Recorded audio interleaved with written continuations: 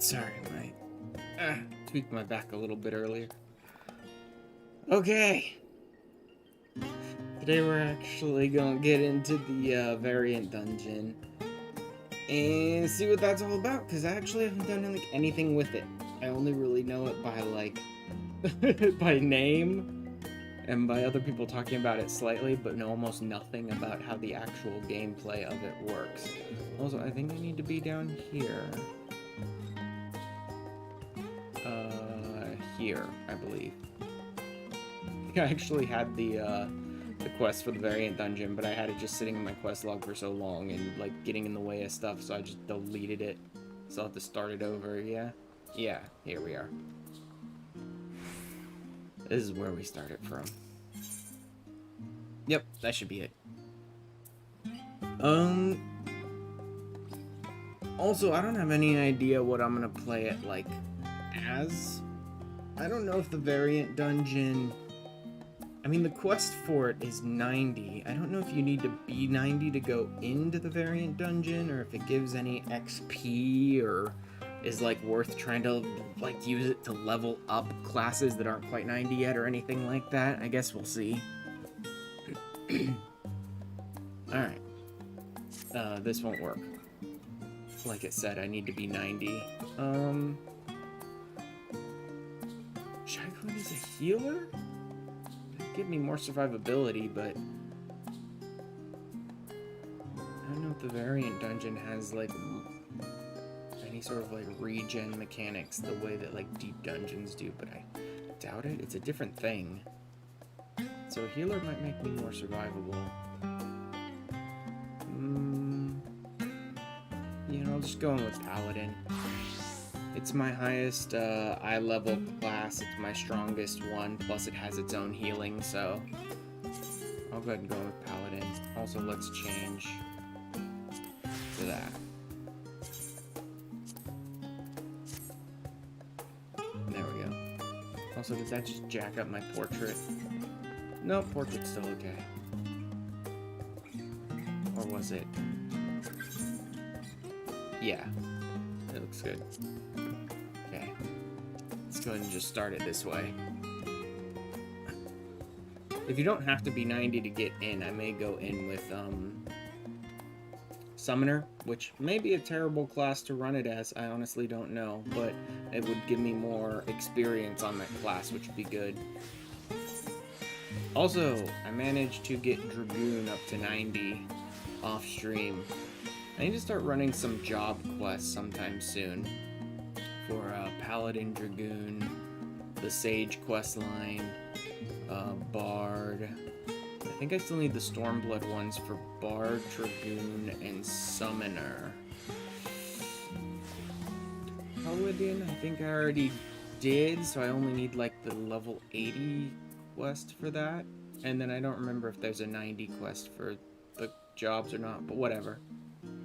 So I just need to finish leveling up Summoner and running some job quests, and then I'll be ready for the role quests.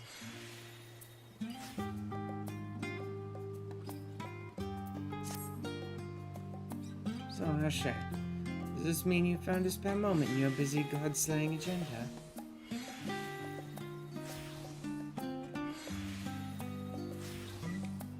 Wonderful. We actually have a letter addressed to you from Mistress Momody. Go ahead and read through that. I'll dig up the link poll I'm supposed to use to convey your reply.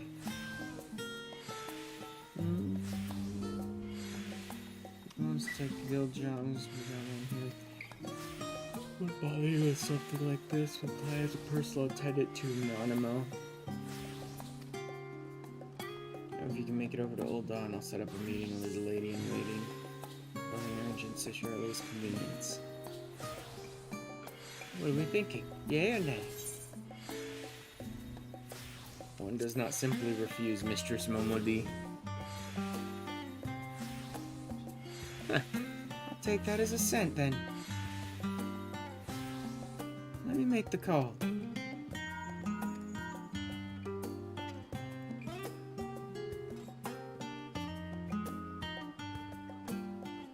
And done. Our tiny taskmaster is making arrangements as we speak. She says the lady you're to meet is a Lalafell by the name of Kokoshu. Light brown hair, green eyes. She should be awaiting you outside the quicksand by the time you arrive. Fair fortune and safe travels.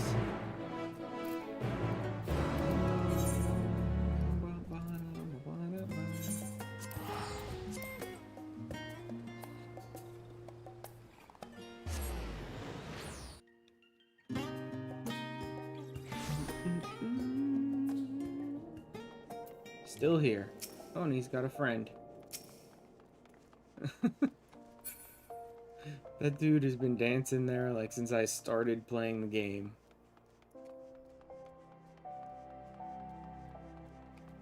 And in theory, long before that, actually. Because it only started like a little over a year ago.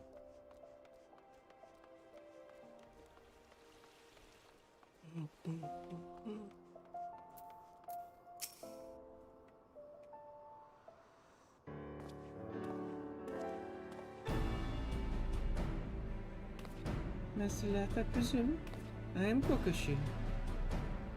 Let us be clear from the outset. I am not your true client.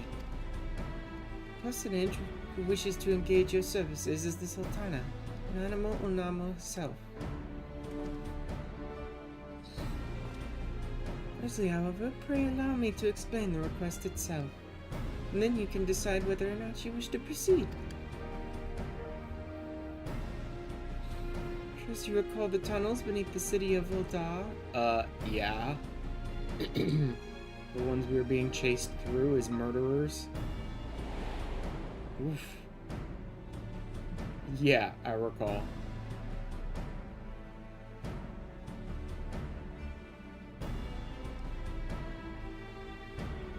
I speak, of course, of the Sil'dihn Subterrane.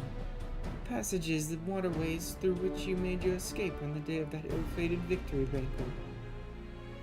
It seems that one of the tunnel sections collapsed during the commotion, and a crew comprised primarily of immortal flames has since been put to work on the repairs. Oh.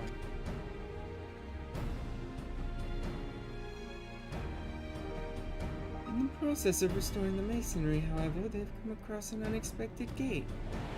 She a bad little bunny. I'm a bad little bunny. She a bad little bunny. She's a freak, lots of money. Hey, Mello.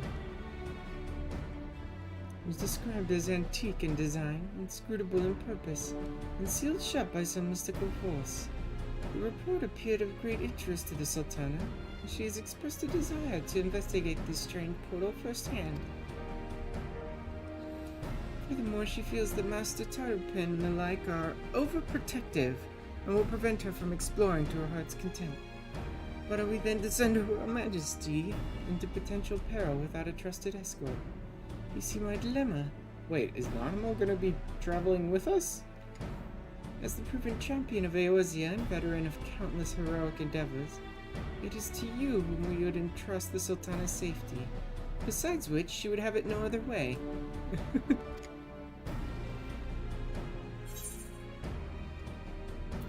Sure about this, but if that's what she wants, I'm good.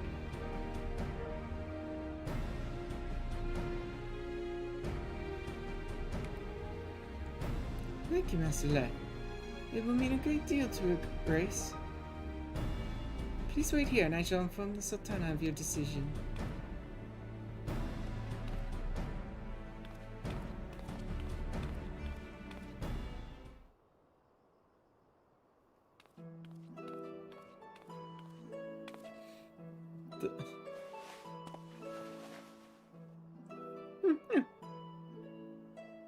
Ashran, thank you for coming. I greatly appreciate you indulging this selfish request of mine. I should hope for the sake of your adventurous spirit, however, that the mystery at hand proves more intriguing than odious. Wait, put the hat back on. That was adorable with your tiny little newsboy cap. Kokoshu spoke broadly of what to expect, yes? Then allow me to add a few details to the story.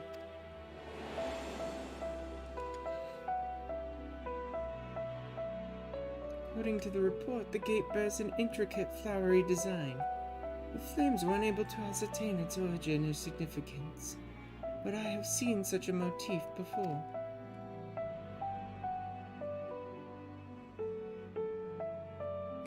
The very same design adorns a key in my possession, the last gift I was ever to receive from my dear departed parents.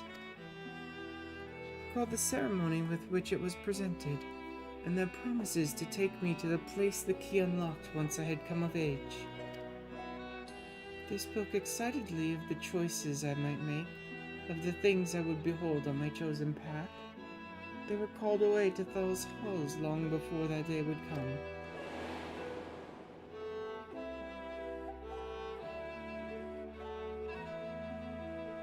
With mother and father gone, I despaired of ever learning the key's purpose, and now this portal is found.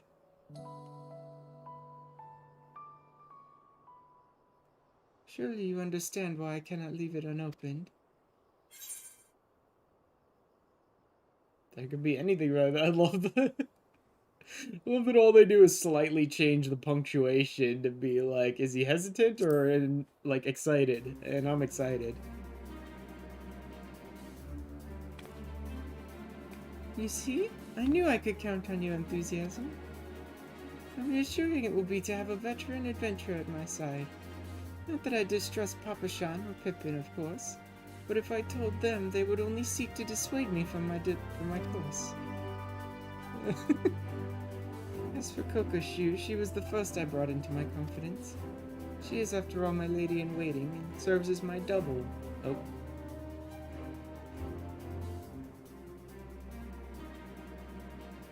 Oh, had to sneeze. Serves as my double when I'm away. Oh, makes sense. I didn't wish to involve anyone else, but she flatly refused to cooperate unless I enlisted a reliable escort. Thus here we stand. And though I regret the need to have you complicit in my subterfuge, the idea of exploring with you has me giddy with anticipation. She finally gets to go on an adventure with the Warrior of Light. Make your way directly to the excavation site in central Thunelin. The foreman there has been instructed to permit you entrance. Considering the tunnels reach all the way to the palace, security protocols dictate that we receive reports anytime someone enters the ruin. I will take that as my signal to join you, via the secret passages, of course. Now, let us make our preparations. We should, as you say, be ready for anything.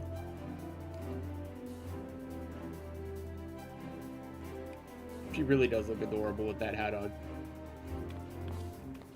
Her adventuring clothes.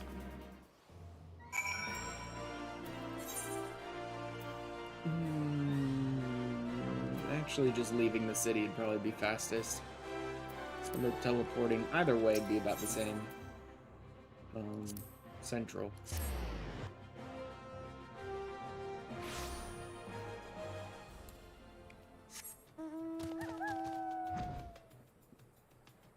You up and over.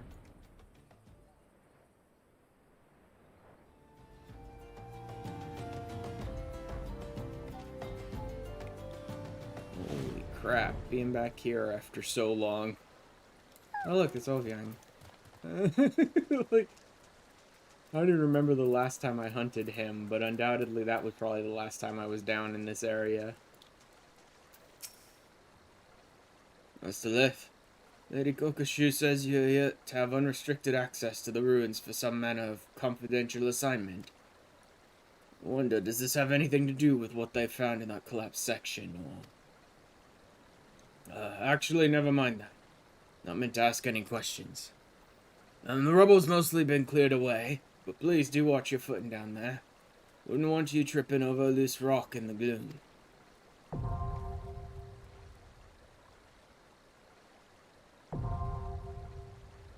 Sil'dihn Subterrane, now accessible. Variant dungeons. Unique type of duty featuring branching paths. By exploring the choices alongside the quest character, you'll gradually reveal new elements of the overarching story. Unlocking certain branches may require some detective work. Whenever you complete a path, new story entry will be added to the journal associated with the dungeon, so keep at it until you discover all the forks in the road. I will. Difficulty of a variant dungeon is automatically adjusted to provide a challenge for parties of between 1 to 4 players. Solo today, I think. They can group up with friends, make use of the party matching options, or put your solo player skills to the test. Victory will require effort and attention.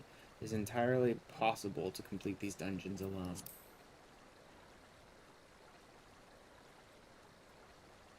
You'll offer greater freedom in role choices. Variant dungeons grant players the use of variant actions.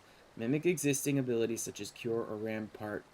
That's right, I forgot you get duty actions. So I don't need to take one that has, like, its own heals and shit. You'll have duty actions to, like, heal and protect yourself and all that. Alleviating the need for dedicated tanks, DPS, or healers. Each player has 2 actions available for use during the dungeon, and these can be changed at any time in the dungeon finder window. You can enter a variant dungeon via VNC Dungeon Finder window, which is accessed by speaking with the NPC at the dungeon entrance, or selecting it from the duty in the main menu. Standalone window serves all your variant dungeon needs, whether you wish to read story discoveries, set your variant actions, or make changes to the dungeon settings. That's interesting. To read story discoveries? I would have thought they'd have given me some random collection item like they did for all the other places that had, like, story elements to them. Alright. No. It's a different one, isn't it? Yeah, VNC Dungeon Finder. Level 615. Level 90. Yes, but does it... It doesn't say I need to be average item level 575.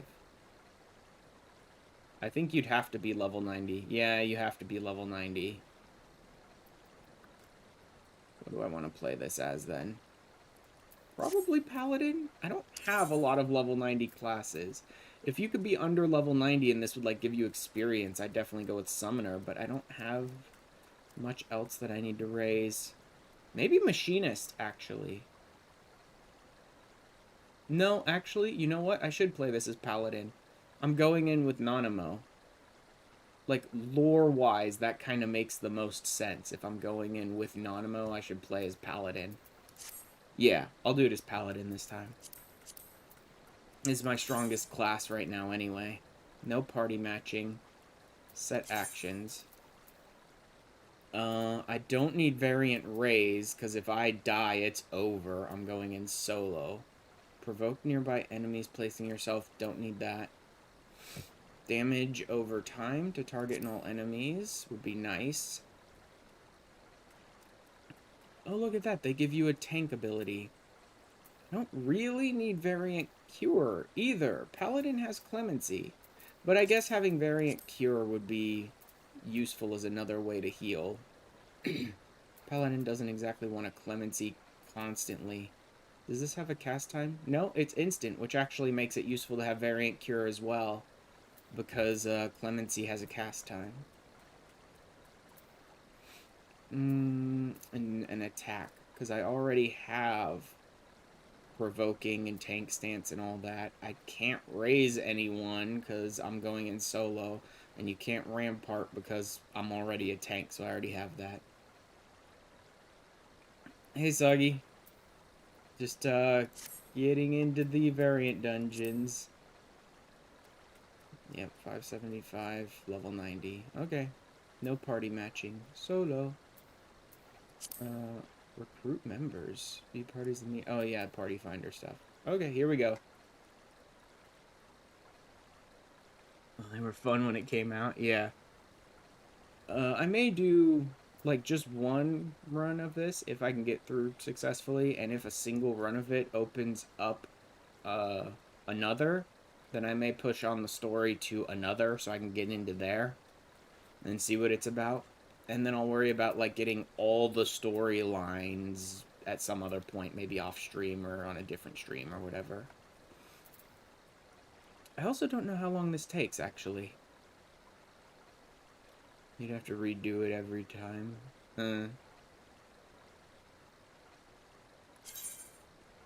Yep, solo.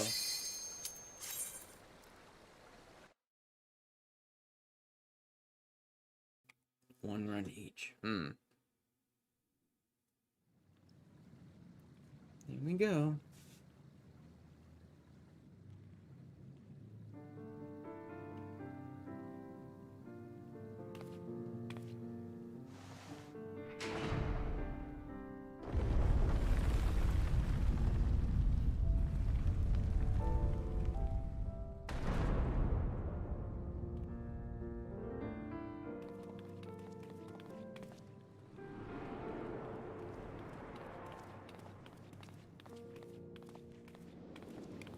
Wow, is it really as simple as, like, here's 3 doors, there's 3 different paths, here's 3 more doors, there's 3 different paths. God damn it. Why is my camera freaking out already?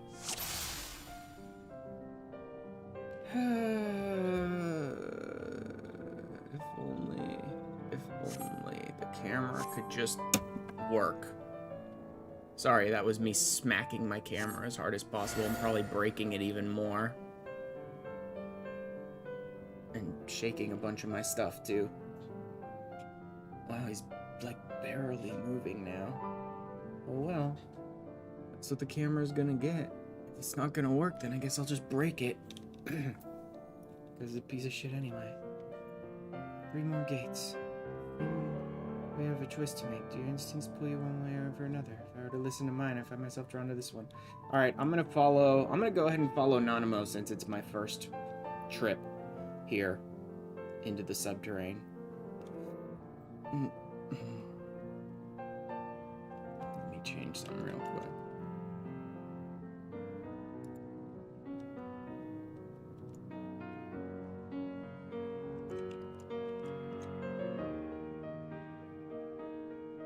He's moving very slow, probably because I hit the camera and it's pissed at me now. Whatever.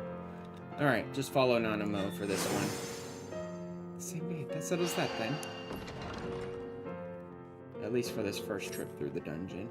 I'm guessing it's like the more straight up story path and probably one of the easier ones since it's your first time and she's like guiding you. Distinctly unfriendly. If you'd be so kind. Yeah, sure.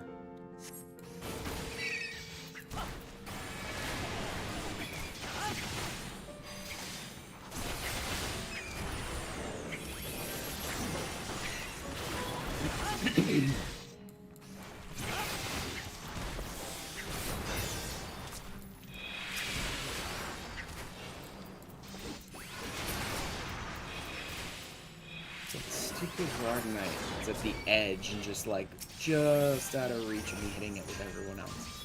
It's annoying. May I test if you meant Lacey? Well done. It's back, I think.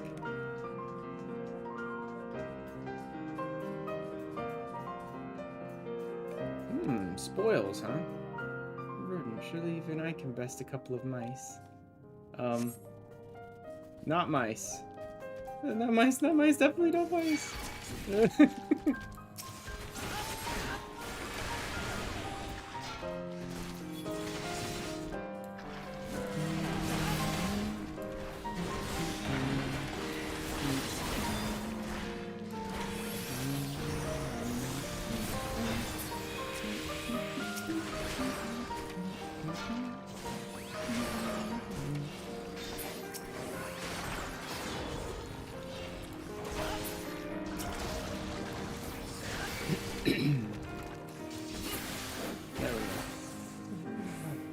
Personal spoils?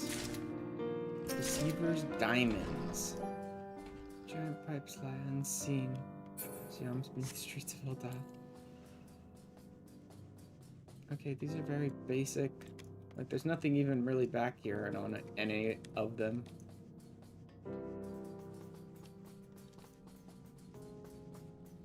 I'll use. Thanks. All mine.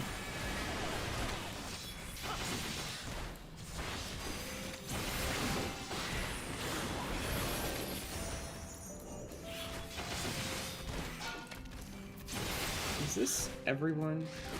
Yeah. I need to remember to use that. It's a dot. I should be using it like every single fight if I can.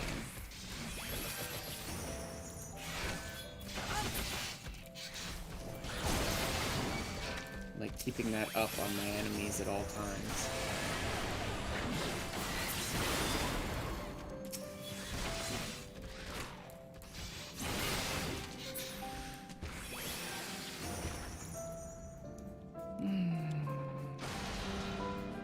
Wow, all this stuff just like falling into place. This is a very unstable area.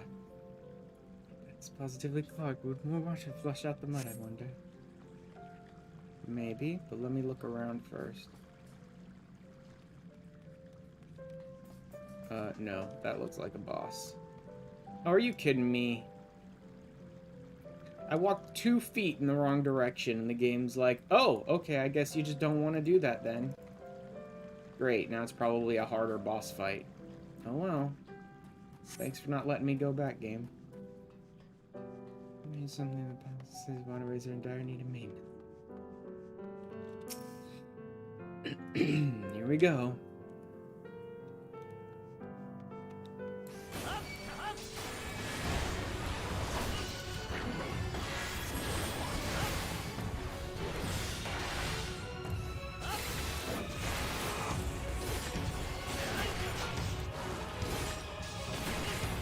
Subterranean Shudder.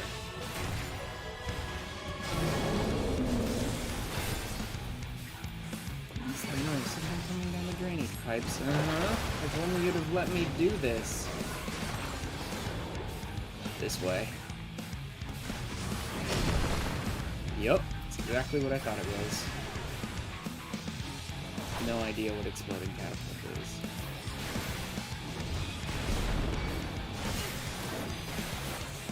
Just like an AoE? Mind the barrel's tops must be a reason for those markings. What's he doing? Ah, blue is in, red is out, I'm guessing. Okay.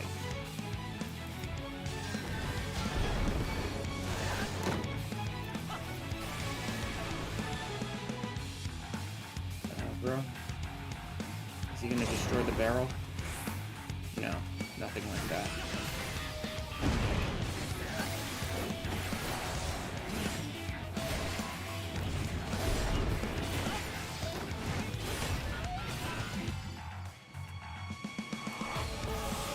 Let's go ahead and get these up so I can just use them from a distance here. Oh, you son of a... Okay, Colossal Launch flips them. Got it.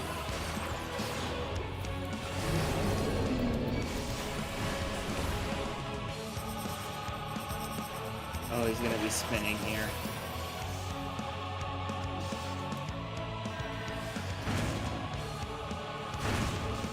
Too close. What the hell is this?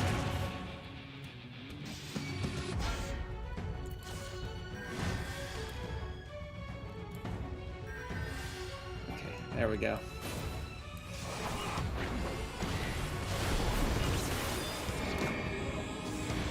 Also charge?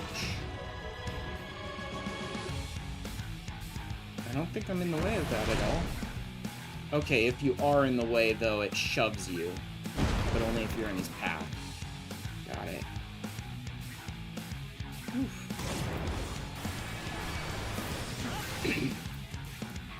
Anonymous, are you okay? You're only standing like 2 feet from him.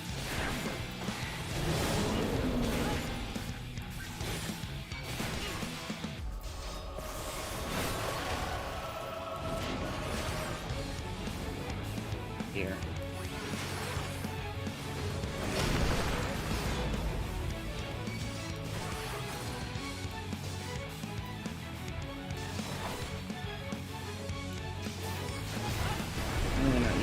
Mitigation here, though. Is he gonna hammer him?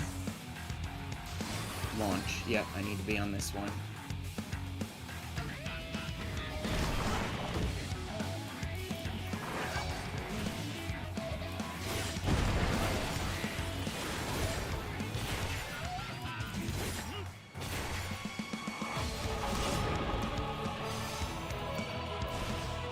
Okay, he's resistant to slow anyway, so who cares?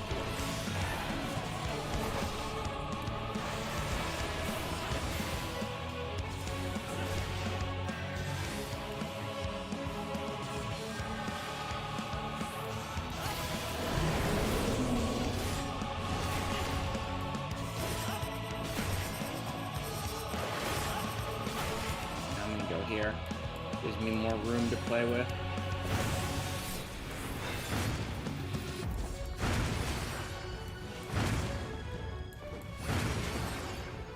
Yeah, that gives you better room to play with, I think. It'll just be a little easier.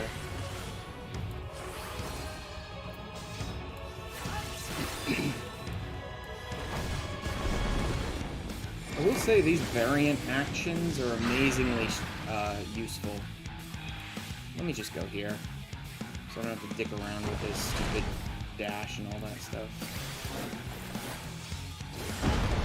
Like, this heal is very quick. It's a global cooldown, sure, but it's super quick. It, like, doesn't cost me any MP at all. It's just a real powerful heal and regen. It's insane.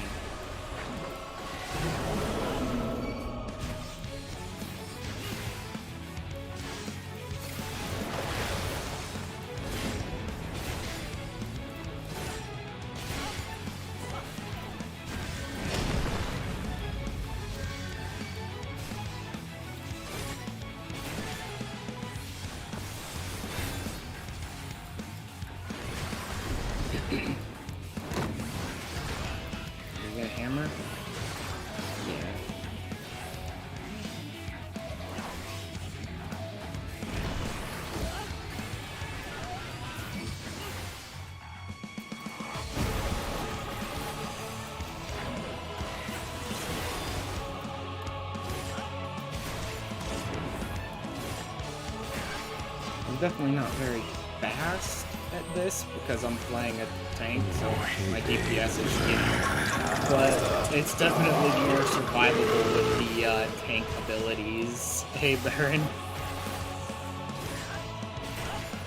I definitely feel safer with having all these mitigations and stuff. You can actually kind of cover a lot of the stuff you need with the roll action, with the dungeon actions, but it just feels better to, like, have them at my disposal whenever. A lot of things. Ah, there we go. Much better. Nanimo? Wait, did you just teleport across the battlefield? Sil'dihn potsherd. Oh, you get potsherds out of this. Interesting. Deceiver's Diamond. Okay, so this really is just some stupid magic prism, right? Well, that looks pretty cool. I wouldn't mind picking up more of those, but I'd rather get more useful stuff. But whatever. I don't know, I just feel more secure solo here by playing a tank. Maybe I'll come in with a machinist at some point and just, like, take the defensive. Yeah. Actually, if this heal is just, like, on a cooldown, but otherwise super easy to use, then the mitigation that you can take as a variant action may be something you can just use over and over and over again and, like, keep a damage down buff up, like, all the time. What was that? This greenery makes for a nice change. Look, have you ever seen fruits like these? I must have drawn them here. All of it solos a red mage? Yeah.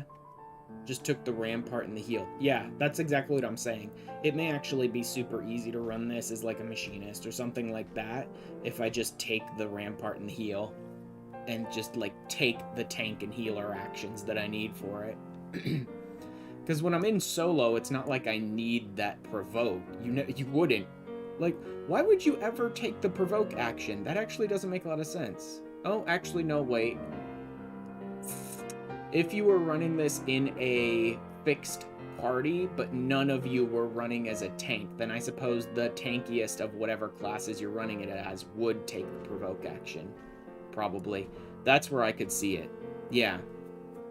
If you run a fixed party with no tank, then whoever has the best survivability basically would probably take it. Yeah, I guess so. It just seems like if you're gonna run this as a fixed party, you probably should have a tank. But I guess not every fixed party does, so there's that.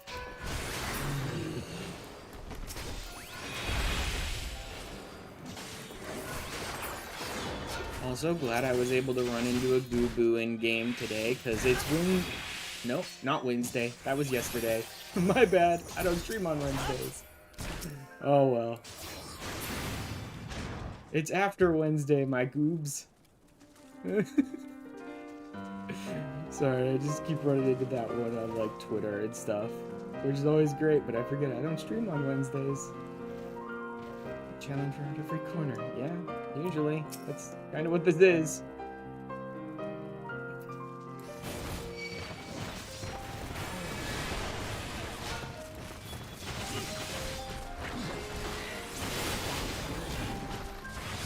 Go ahead and use my own. Oh, damn it. Come on, remember to use the damn dot. You took a dot for a reason. Use it. It's super easy to use.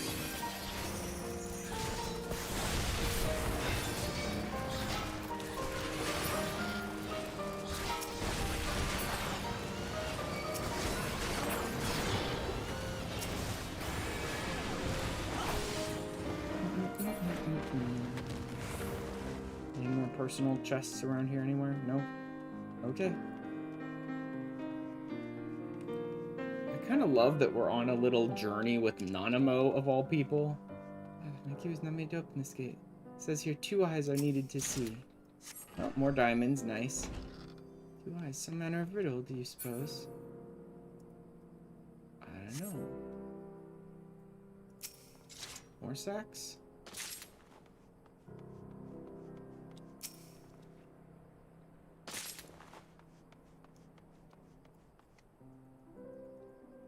Oh.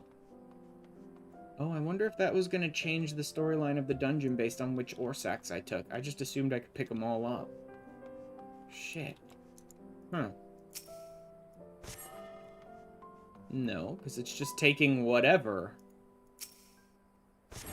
Okay, so I think this one might have been set, because it didn't even, like, let me choose which one I wanted to put on which plinth. There. This may do the trick, though the riddle itself yet confounds me. A puzzle for another day. Still more every home of this place instead. Bodgan. One of the variants there is picking up certain... Oh, god damn it! This dungeon is gonna drive me crazy, man. Oh well. We'll get it all eventually.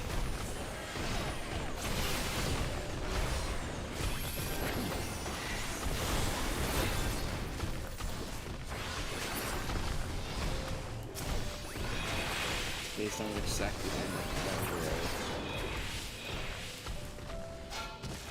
So is it as simple as 2 browns, 2 blues, and then 1 brown, 1 blue, or is there also a variant for putting the brown and the blue on different plinths? Because if so, I may never remember what I just did there. Like, the sack handling is in the middle root, I think. Because I'm wondering if there's 3 variations to this, or if there's 4 variations to this, depending on which plinth you put the blue one on.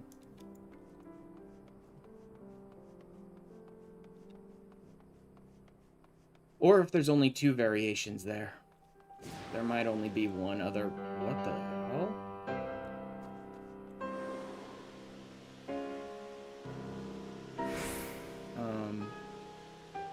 I mean, that's cute, but is it doing anything?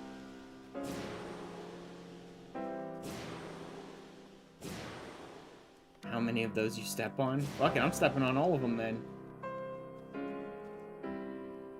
I also noticed there was a variation on, like, whether we turned the water on in that last boss, but I walked a little too far, and the game was like, oh, guess you don't want to do this then. Like... I need to get used to just how aggressively do it right now or fuck off this whole dungeon is. Because I'm too used to exploring every angle first and then going back to the storyline. And this dungeon does not let you do that. You don't get to, like, explore every side path first and then come back to it. I wonder if I just made the boss super easy or super hard by stomping on all those. Oh my god, it's him. Here comes the boy. Soapy sidekick Selkie. Time for the big boss.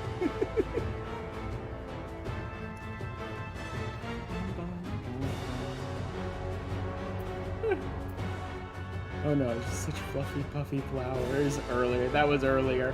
I thought she was calling him Fluffy and Puffy, because he is. But she's not.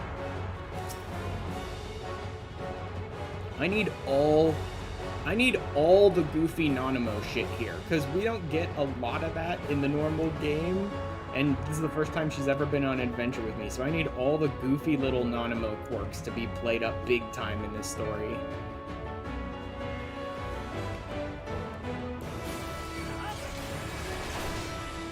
Creature, this is the Sith from the way which cleaned the palace once upon a time.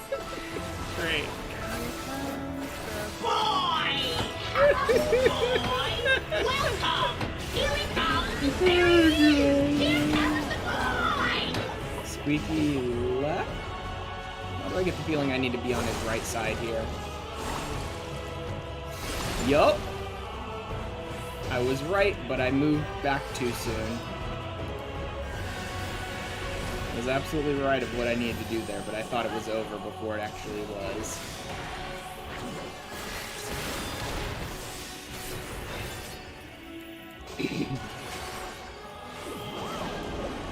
Squeaky right. So now I need to be on his left side. And I'll be fine. I don't even need to move from here. There's half the arena in that thing. That's why I love those attacks are just squeaky. Here's a bunch of suds for you. And she's talking about how it was a familiar that cleaned the palace. Overruns Puff, that must be how it channels cleaning magics. It's cleaning magics. It's such a weird feeling. Like, I know they could do basically anything you design them to familiars, but still, it's hilarious. Wrenching suds. Okay. I wonder if this is only because he used soaps up that it was an in. Otherwise, I wonder if it would have been like an out or something. Chilling suds. Slippery soap. Let me get out from behind him here. Okay, I get it. He slides his way to a different spot and then uses the chilling suds. Spot remover.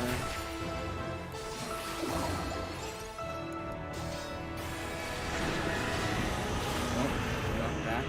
You know what? I'll just knock back resist. I'll just arm's length for this one.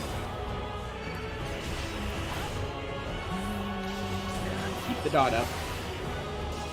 Total wash. Is that an arena wide? Yeah, that's an arena wide. It's good that his attack names are so, like, identifiable. Oh, yeah, total wash. Why do I get the feeling by hitting all of those puff balls back there, I probably made this boss harder, not easier, I'm thinking. Since he's a cleaning thing.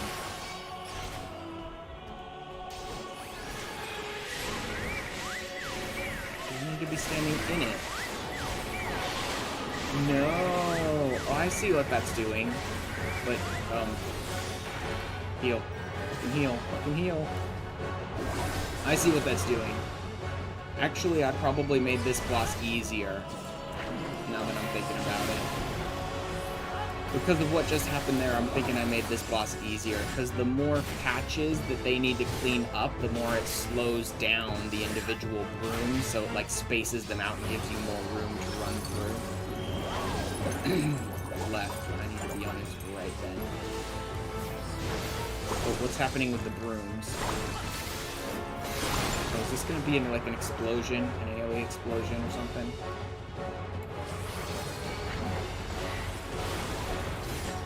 It doesn't look like it. What are they even doing?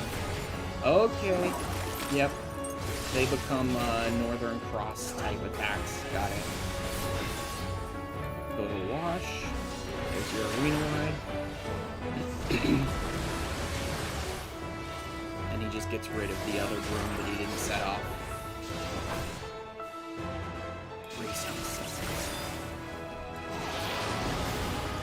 in or out? Slippery soap, which means I need to be over here for when he lands. Because it's an in. Or it was last time. It's still an in. Okay.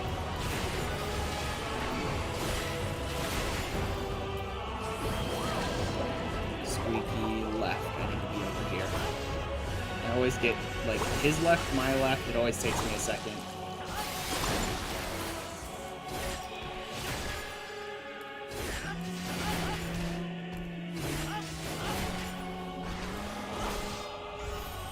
Oh, keep the damn dot up, stupid. You went to all the trouble to take a dot action. Keep it up. Spot remover.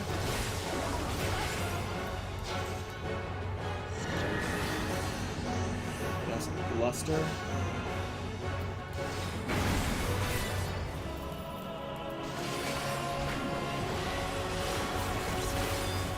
I love that, like, Nanamo's just standing over there watching this entire chaotic fight go off with the Warrior of Light versus these monsters.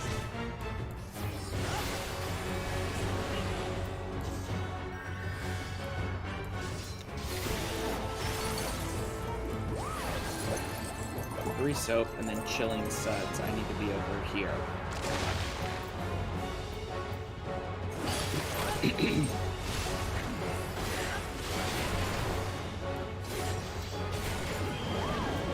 Squeaky right. I need to be over here. In is right, my right.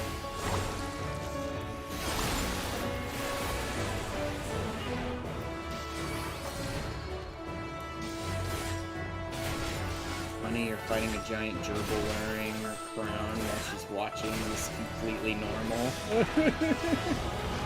Well, it's a gerbil she knows, so...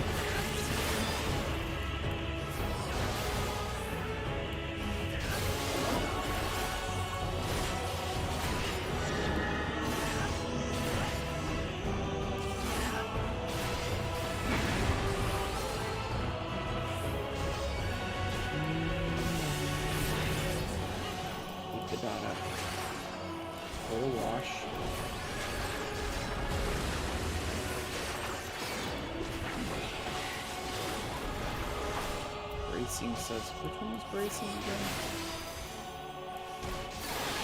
One says Satana's crouch. Bracing, I think, is the in, right? Get in? Yeah. There we go. Ended up in an extra A.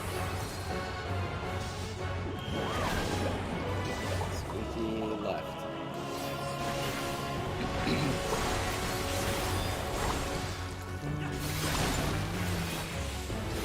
Only did that variant attack a single time, and I'm running this solo. I can't imagine it's too much of a big thing.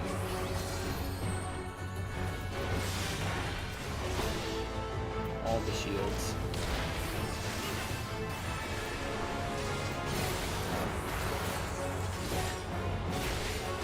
Silver and green, it's in. If it's blue, it's the cross. Alright. They're also different names, but yeah.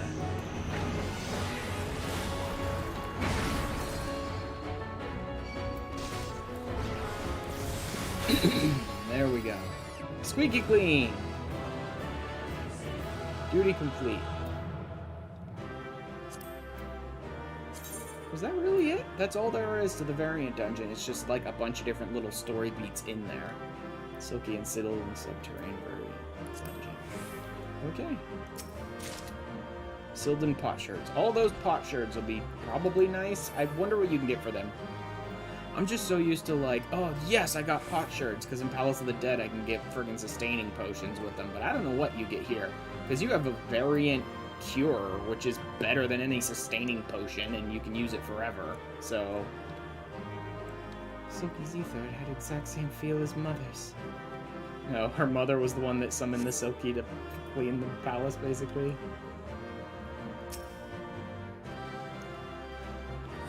Ooh, what a picture I've seen. See how the sunlight falls upon the flowers just so. This little, like, dining area for two. Great sanctuary, wish my parents spoke. Let's go and put these away. Wanna have some tea? place to which they would slip away, a haven from the bustle of palace life. I always called it their secret garden. I mean, yeah, it's kind of a secret garden. If Aunt Mouse took it was hers, then I imagine it was here to protect their special spot. And the reason Father gave me the key, one reason at least. That's interesting. Every time I move my camera near it, it sets it off. Huh. She'd like to linger still. I fear Papa Show will soon note my absence. Wait, you don't want to sit down and have some tea with me? We can take a nice G-pose here. Fine.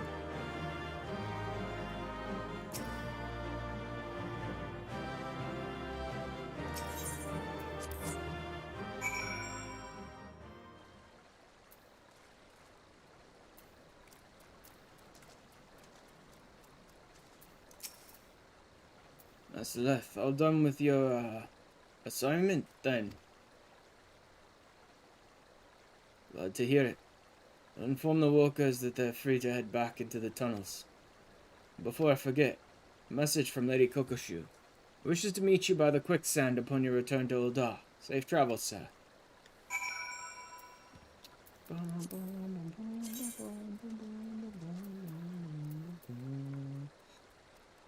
It said that you were supposed to be able to see your... Oh, there it is. Variations. Read this entry. You must first complete a key to the past. Okay, I need to actually finish the quest. I mean, I don't really need to do that. It's right over the hill. Let's just fly.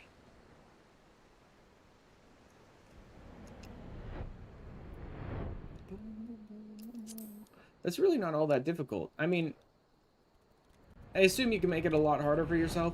I think that what I did with those puffs in the second area made the boss fight easier for me. Because I think each of those puffs spawns when he does that attack, and each of them slows down the brooms.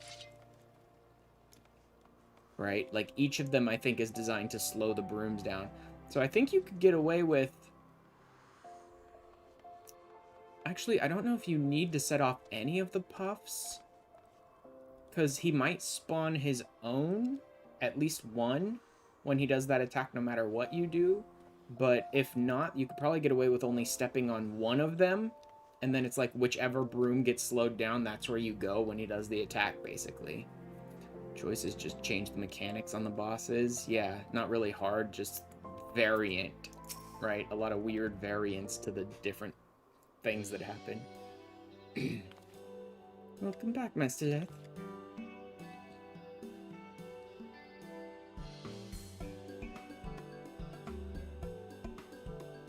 As you might say, 'tis I, Nanamo. Did I fool you? My lady-in-waiting yet plays the role of Sultana, but we reasoned it odd if Kokoshu were to enter my chambers and never emerge. Yeah, that's the disguise. Also affords me a way to speak with you without the usual royal fanfare. I love that you, like, she keeps introducing herself as her lady-in-waiting Kokoshu, because she's done it like 5 times to me, but I think it's pretty much all been in side content that you're not guaranteed to go through. Like a lot of the paladin stuff, and like in places where they're not certain you've played that bit of the story yet, so she keeps introducing herself to me as Kokoshu as if I've never seen her do this before.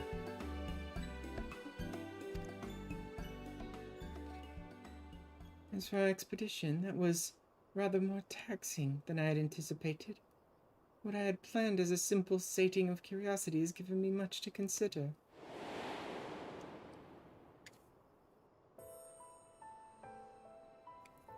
I thought I had come to terms with the loss of my parents, that I was content with the few faint memories I had. Walking into that beautiful secluded garden and seeing the traces of themselves they left behind. Same as Alfie explaining what Reapers are, even if you're a Reaper, but they sneak in that line about you being one. They actually snuck in 2 lines. During 6.3, there was actually 2 points where they acknowledged the fact that you're a Reaper. And then I think there was a third one where, like, I think Y'shtola was saying something almost like negative about Reapers or something, and then your character gave her like this side eye kind of thing too. Where it's like, what the hell? Not all Reapers are like Xenos, you know?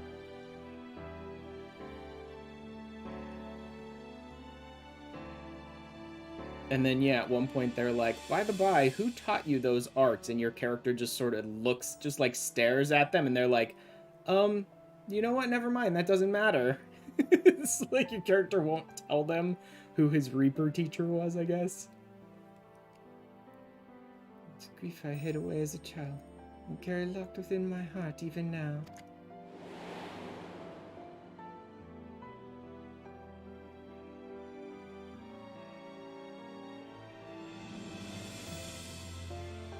Such revelations aside, I cannot help but dwell upon the fuss which mother and father made of the choices I would make, and the paths I would take. Well, your parents created a variant dungeon. Choice and path was very important to them, I guess. The places of import yet lurk behind those portals. Of that I'm certain. Yes, I should very much like to conduct a more thorough exploration, when time and circumstance permit, of course. Aid me in mapping out this underground enigma, and you will find me a very grateful Sultana.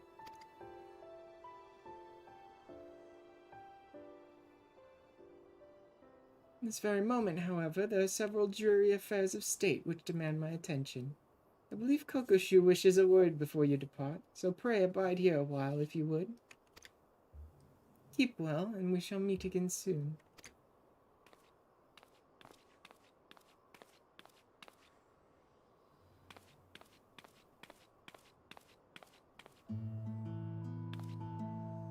Welcome back, Master Leth. Lest you wonder, I promise I am the real Kokoshu this time. And I am Kyofufu, Kokoshu's assistant and fellow trusted confidant. A pleasure to make your acquaintance. As part of Her Grace's, inner circle, I simply had to come along to offer my thanks in person. Yes, we are most grateful for your steadfast presence. I get the feeling I should just voice Kokoshu and Nanamo the same. Since she doubles for Nanamo all the time, I get the feeling they're basically like the same voice, same everything. Read what would happen when the Sultana first laid out her rather reckless plan. That she has returned to us not only unharmed, but invigorated. For the sake of Her Grace's well-being, and our continued peace of mind, we hope that you'll agree to further forays at her side. Also informed by Mistress Momodi that the Gleaner's Guild ship was instrumental in facilitating our request, and that's why I take the potsherds to them. Next you visit Charlene, please do pass on our warmest regards to Shalomore.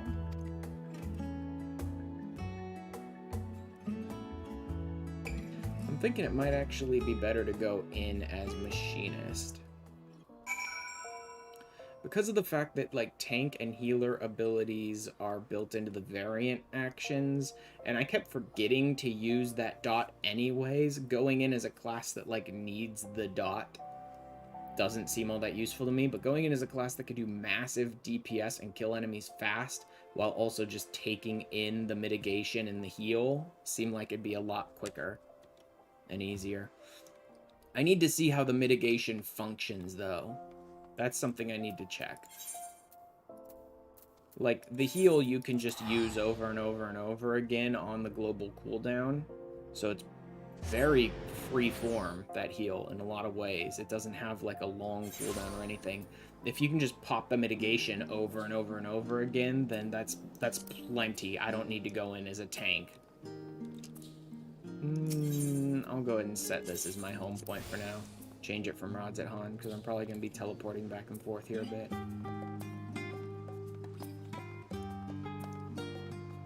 Although, like I said, going in the first time as a Paladin made sense since I was going in with Nanamo.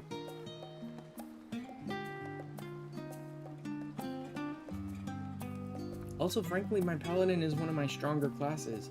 Like, going in as a DPS, I should still be able to get through it faster, but my Paladin has so much higher eye level than my Machinist does that I'm probably not going to be doing that much more damage with my Machinist. In solo, you don't often survive making one mistake if you're not a tank. Wouldn't have survived that mechanic you got hit by on my red mage. Even with the mitigation ability? We'll see. I'll finish with the job then, Ash. Mistress Momedy called to thank us, and let us know that you'd arrived in Ul'dah. So the little lady-in-waiting sends her regards as well, does she? They sure know how to make a girl feel appreciated. I should probably give you a nudge in Osmond's direction. He's been scanning the crowd every few moments, hoping you'd be back to regale him with tale of your job adventure. If you've the time, I'm sure he'd be thrilled with any scrap of story you care to share.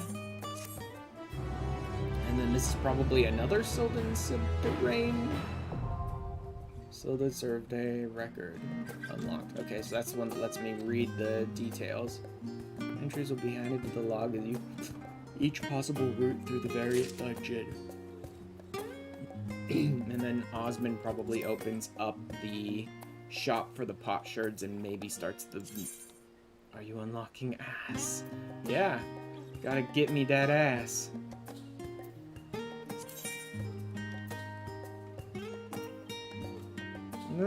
Her mom and dad just hanging out in their secret garden. Finally, she, the daughter of a modest merchant house, they met at a palace banquet. Opportunity to mix with the notables of commerce, and it was love at first sight. Or her mom was just a merchant's daughter?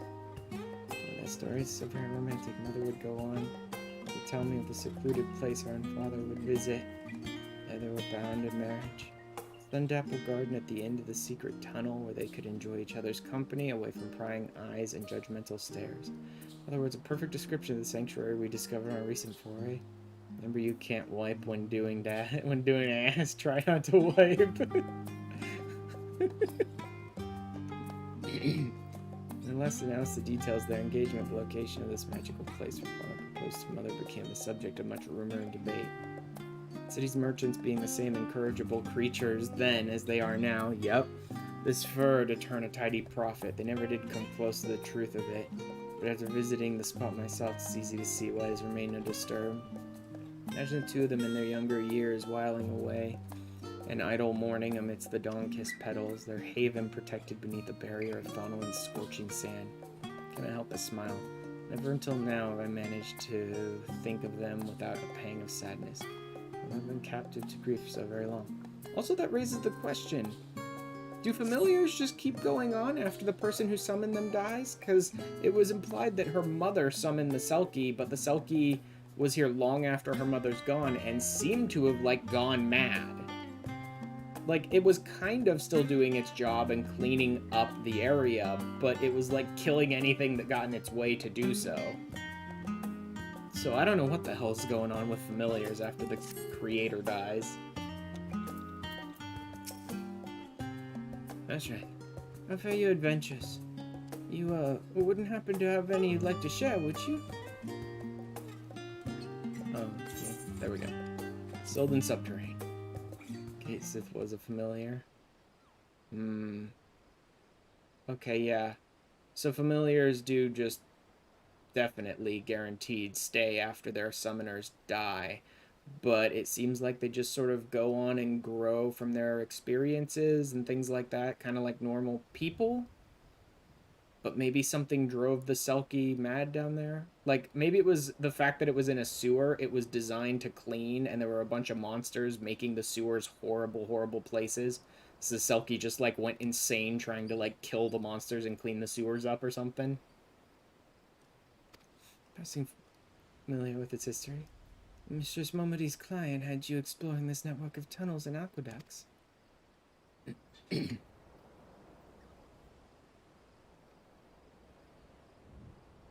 Fascinating. By your description, this mysterious gate's floor motif sounds very much like a Gabera, or Daisy as some prefer to call it. Shalomo's our resident botanical expert, so I can only tell you that what she's told me. The Gabera's a common sight in Ul'dah, having adapted to thrive in Thanalin's arid climate. I've also read that the Royal House of Thorn had something of a special relationship with these blooms. Was it not during the Thorn Dynasty that the Sil'dihn waterways were purged of zombies? Ah. Curious, the Thorn shadow flickers, ever present at the edges of your tale. I understand you are not at liberty to tell me everything, obviously not. Even the abridged account has been absolutely captivating. Sealed gate, hidden paths which lie beyond. Kind of perilous locales a poor combatant such as myself would read about but never hope or wish to visit. Deep beneath old odds your mighty guardians dwell. But what have they been placed to protect? Practically bleeds intrigue. I know exactly what they've been placed to protect, but I'm not telling you. I'm not telling anyone. That's a secret garden, dude. I'm not telling anyone where that's there. So I'm ready to write my adventure epic. It will be set in the dark passageways of the Sil'dihn Subterrane. Like the... No, actually. That would be like a minstrel's ballad would be a fake version of the thing. Savages are usually the real version of the... No, savages are also just like garbled, made-up bullshit in lore. But another Sil'dihn Subterrane probably isn't. So I'm thinking the ass savage is probably going to be like his made-up bullshit version of my story, but I don't know what like ass normal is then. Anything lurking in moldy aqueducts for an extended length of time would surely deteriorate as rust or decay set in. Putting aside the question of how long they've been down there, it's not reasonable to expect the inhabitants were once far stronger.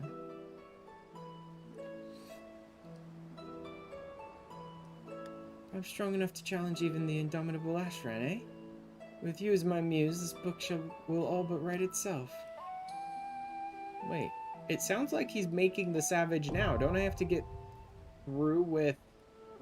Okay. So it looks like Ass is also just his made-up bullshit version of the story. Both of them are just made-up nonsense that he came up with. SS, you've not dabbled with Ass before. Well, I'm about to. Another Sil'dihn Subterrane. 90 minutes. 6:10. Okay, so I really should only go in here with my paladin, probably. Oh, you only get one variant action? Wait, preset only? What the fuck?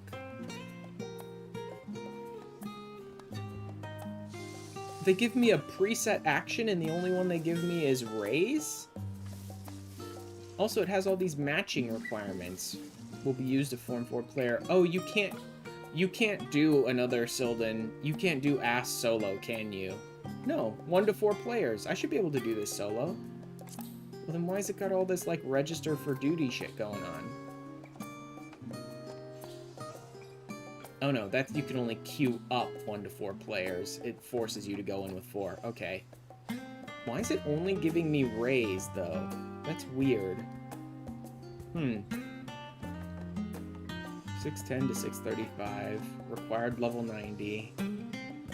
Limited jobs can participate only in a preformed party meeting party set. What? Why do you even have this listed, dude? This is a level 90 thing.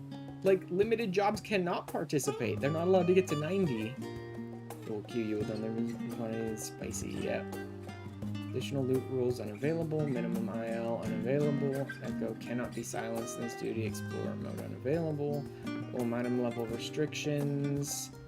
Well, it's a good way to get causality tomes, it looks like, though. Although this is a decent one, too, actually. Okay, let me check the vendor here. Guild ship exchange? Sil'dihn potsherd exchange. Sil'dihn earring. Chin! Oh god, I'm just trying to check out an earring here. Just hold on a second.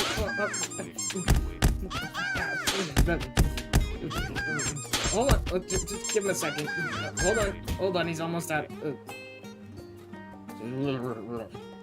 Okay. Finally calm down. Oh, it's the flames. Come on, Baron. Shit, come on. Oh. Hold on. Wait a second. Hold on. Wait a second. Wait.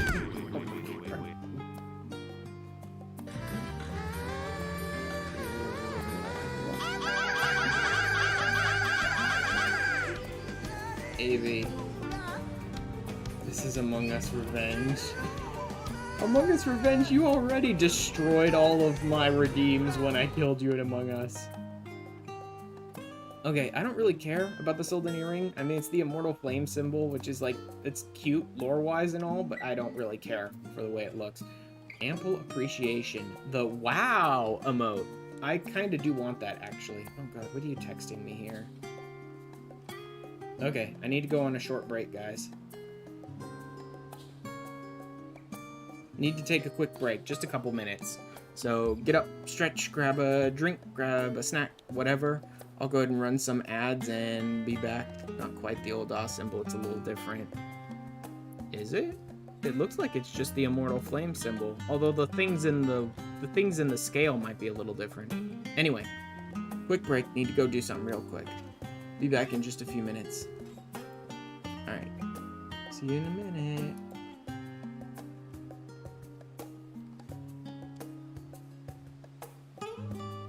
Oh, and it also includes a large sum listed as gratuity for exceptional services rendered.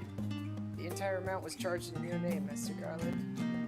He robbed the ironworks blind and then took off.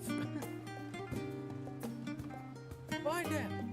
I want everyone searching for Nero right now! Everyone!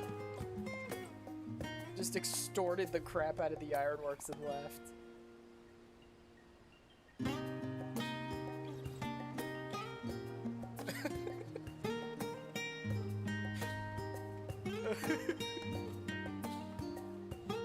Oh my god! I can't help it. I just can't help but laugh and then it just plummets down and face plants in a bunch of freaking flowers. Oh, Hang looks on, like a let little me- schoolboy. Hang What on, is I gotta this? go to the... Hate it. This is what we do for the sake of the holiday. This is the worst idea anyone has ever given me. When But you stream want to know ends, what's it's an going even back to normal. worse idea? What? Becoming a Lalabelle for a singular day for April Fool's Day. Don't you make fun of me. I thought that was did a it great too. idea. Hey, you know I know. what? That's money. Oh what? god, because I like knew exactly what hair color I wanted from the beginning and never bothered to really change it off the ground. I had no idea my cat tail changed too. Oh. Here he comes. Yo. My stupid bright orange tail. It looks great. Make sure to pray to the one true God again. And then pet the palm for good luck.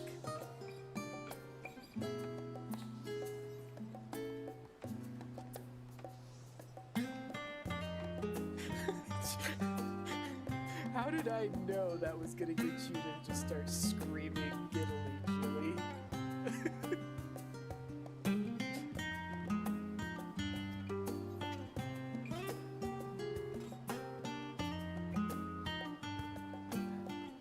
I don't think I need to do any more shopping here. So that should be good. Do I have...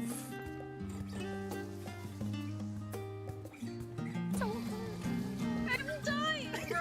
Holy shit. I'm actually as amazed that you chose to go tank as I chose to go healer. Because this is horrible for both of us. This is awful, man.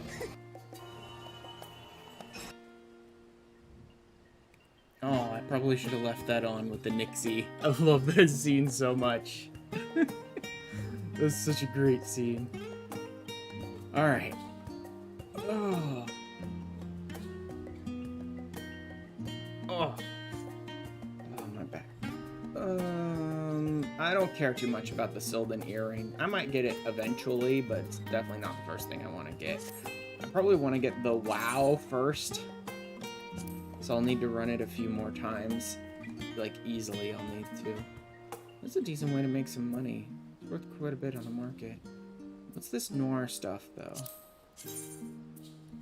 Oh, I might want that. I might want a lot of that.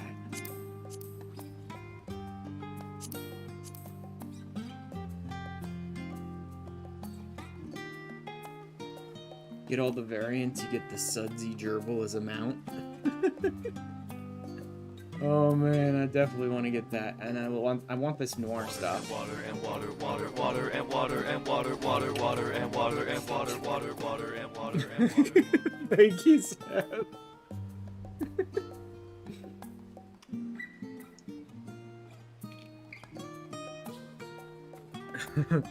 Hydrate. Check your posture. I'm doing good today. Why did that not... There it is. Also, I've been forgetting to do some stuff. There's Chin. Oh, the Christian Minecraft server one? You could have let me finish. No. No finishing allowed. This is a wholesome Christian stream. No finishing in my Christian Minecraft server. Oh, it took me a second. I'm like, wait, what the hell's going? Oh. Yeah, Stream Elements seems to be a little slow today, but otherwise, how about you, 20 Sam? seconds for the Mad Wizard to stare at you and go. 3, 2, 1, dead. Yep. Oh my god, that timing. He just wants us. Yeah. To, That was quite the time. That was some good timing. Oh, that Want to hear something funny, glorious. Seb? I clipped that exact same moment in my stream too, actually. The moment like, oh my god, the timing on that. We had some really good ones that night. I think I want to save up for the ballroom etiquette first. Kit clipped it on yours. Yeah, it makes sense. Kit was the one who clipped it. Alright. Time to get that ass. So they're only gonna give me raise. I think it's best I go in as tank here. I'm not sure if I really want to be tanking something I've never done before, but fuck it. Finally got your rogue in today. Oh. I mean, duty completion, right? I want to complete, but I have no idea. So this is kind of practice, but I'd rather set it as duty completion if we can.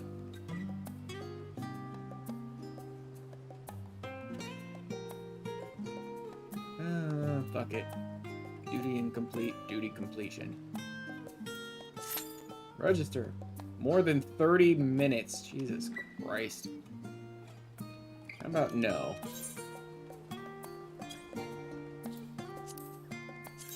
What if I set it as practice? Less than 5. There you go. It's not actually going to be practice. It's just a clear indicator that nobody bothers to change those settings at all. They just go in and go, okay, register for the duty, is what that's telling me.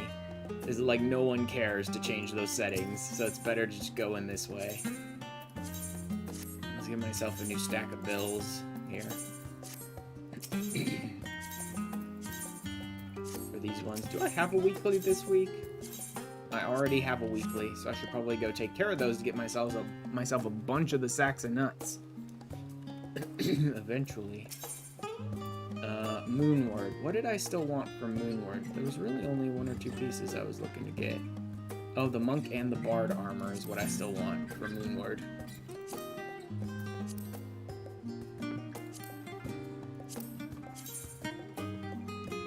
Oh, let's get rid of those.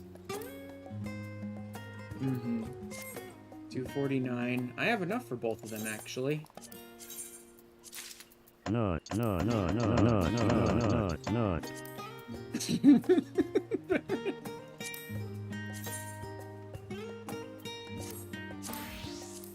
have either of these? Yeah, I didn't have either of these. Nope, not armlets. Best. That's about it. I think I've got all the glam pieces for the stacks of nuts that I cared about from both Shadowbringers and Endwalker now.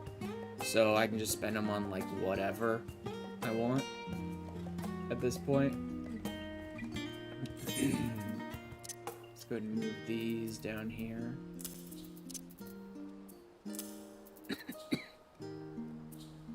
The Sil'dihn potsherds. These Deceivers diamonds. I think I'll just store these for now. Trying some different flavors, though they were out of your go-to, sadly. Aww.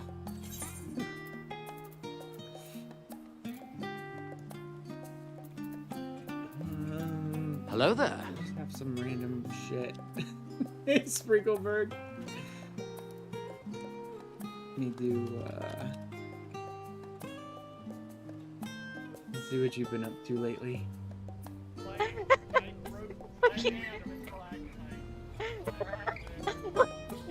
Drax, come here! Walk across this. It's going good. I started the Sil'dihn Subterrane stuff, and now I'm getting into ass. Holy shit. The Rock is a good Yeah, so game much for that hero collision.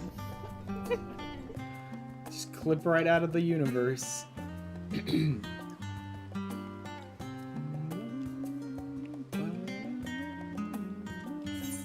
else do I have around here?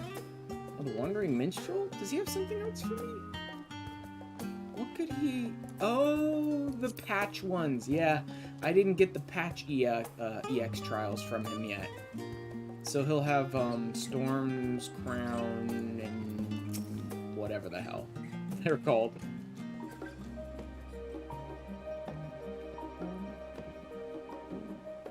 What the hell? Oh my god. What is wrong with Stream Elements today? Look, what are you doing, Stream Elements? You're high.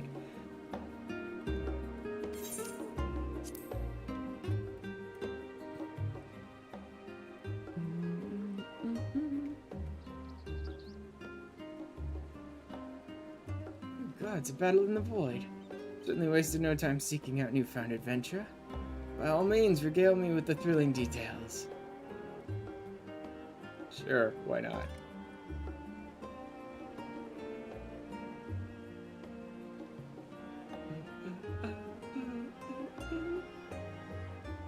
Without death will the strong devour the weak. A woman touched by darkness who possesses the power to seal void sin. Fascinating stuff indeed. This archfiend Barbaricia, as cruel as she is ravishing. I mean, she's a little hairy for my tastes, but sure, I guess?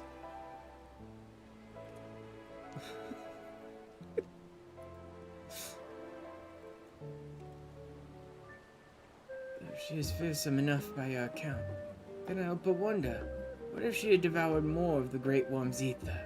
Terribly bright might her soul have shone then.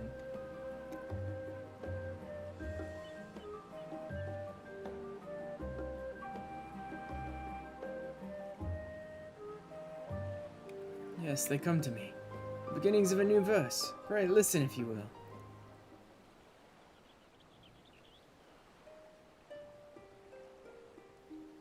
In armor black from shadowed lair, the knight with steely voice declared, a dragon's freedom he did steal, victory in his crusade to seal.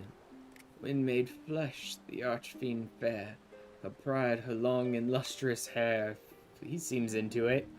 On dragon's soul she feasted well, a tempest freed to toll the knell.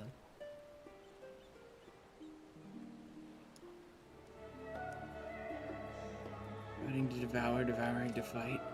Should the day come when this wheel is broken, would a void scent greet her end with a wail of anguish, or would she heave a sigh of relief? Whichever it may be, it is ironic to think that a soul who had sought freedom and for so long should end up being imprisoned in cold crystal. Thus I would sing of that final battle, Well, in that lightless world, there's in such a moment, I believe, that their lives shine the brightest.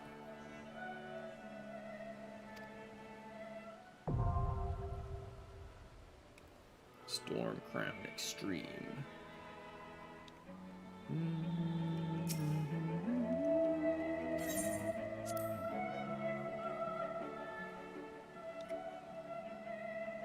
Void sent thought to cross the rift and launch an assault on our world.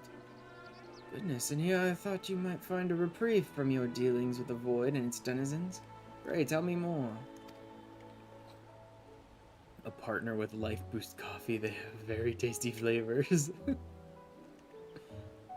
See, theirs was a world bereft of true death, so they sought its release in ours. It was curious impetus to take action, would you not agree?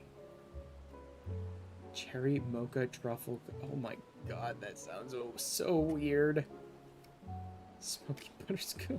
God. Miss Rubicante. He too was prepared to embrace his end with open arms.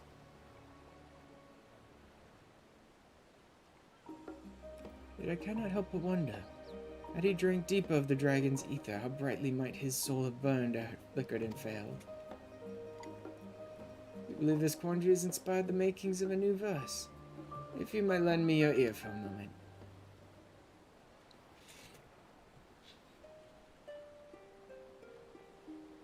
In armor black the knight did ride, to claim lands wherein death resides. Thither would his people know the silent gift of death's great flow. Honor bound, a fiend of fire, forged in battle, honed by ire. He stood defiant, soul ablaze, heart heavy with sins of bygone days.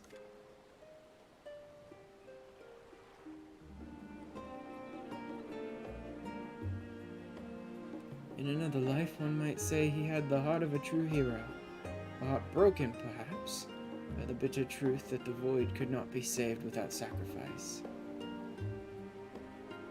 Yet he was willing to offer up his soul to become a monster, dying to uphold his ideals. Heroic sacrifice in his eyes, no doubt. Circumstances of his death aside, I believe such a noble soul is worthy of remembrance and song, that people may look back on the man that he was rather than the beast he became. Mount Ordeals, that was the other one.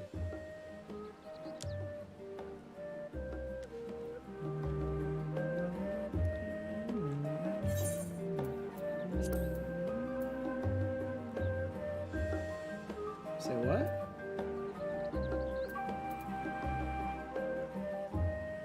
Where is it?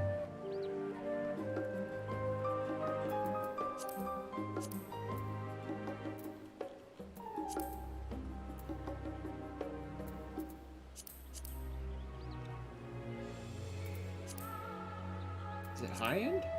Oh, Mount Ordeals Extreme counts as high end. I mean, I know it is high end, but why is it not with the other trials? Just because it's the most recent one, so it's in high end, maybe? Huh.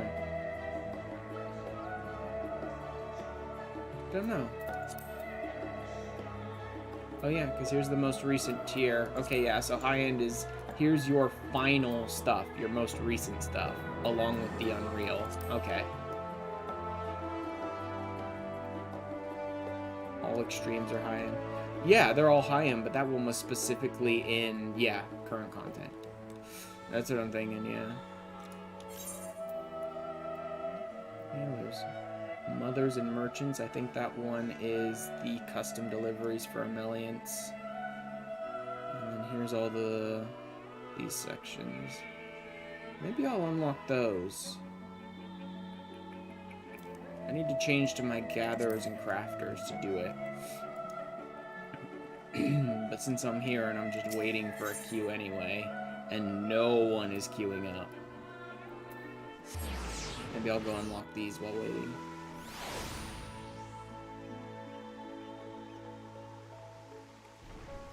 I mean, if I can take the time to unlock like all 4 of these that are still waiting for me and still no one's queuing up, I'll probably just ditch another. Oh god, Stream Elements, you really are high. I'll probably just ditch another and then go run through Sil'dihn Subterrane maybe 1 or 2 more times, trying different variations. Fisher.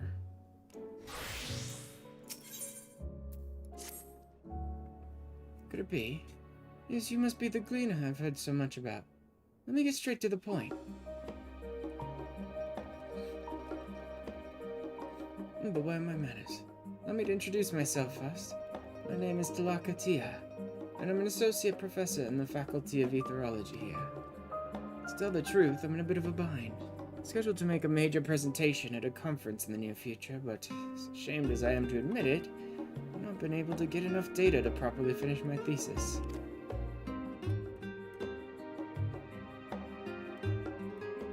I just realized that it's the cat boy that gives you the fishing quests. That is kind of hilarious to me. I'm unable to prove the worth of my research, that my funding is all but certain to dry up. As you can see, the stakes are high. You have the look of an adept angler about you. Am I right? If so, you could be just the person I need. This section here is one I've rented out for my work. Might interest you in taking a look. Okay.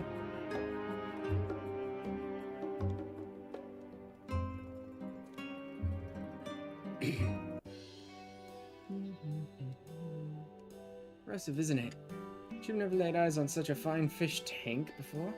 Sadly, as you can see, it's entirely devoid of fish. Bro, I make those kinds of fish tanks and sell them. Well, no, actually mine are a little different. I make the ones that you use the fish meal or whatever that you get from Decent Thing Fish for. Because they actually sell pretty well. Considering the fish meal sells for garbage. Anyhow, I suppose I should tell you about my work. See, I research water veins. Water veins? Not just any old ones, mind you. Those that carry ether, not unlike the life stream or the etheric currents in the wind. Life is naturally drawn to areas abundant in ether, which is why you might observe that popular fishing spots are often also ether-rich. My research focuses in particular on veins which carry especially high concentrations of ether. Currents, commonly known as spectral currents. Are you perchance familiar with the phenomenon? I've seen one before. I forgot I was wearing the eye covering on this.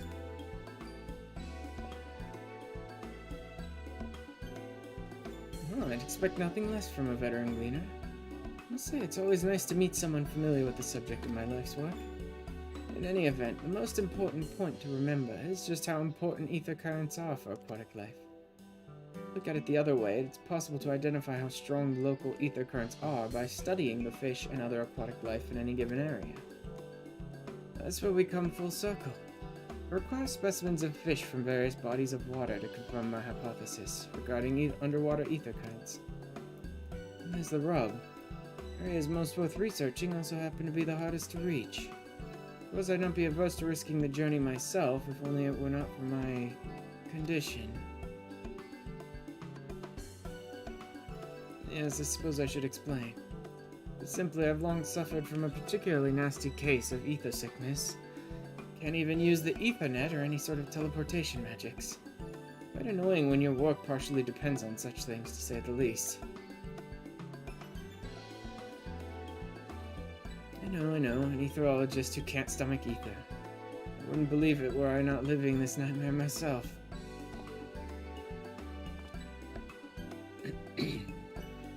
Perhaps you're skeptical. I have an idea. Follow me to the Aetherite Plaza and I shall show you just how bad I've got it. Seriously, dude? You have to show me you, like, puking trying to use the Ethernet? Like, I don't care, dude.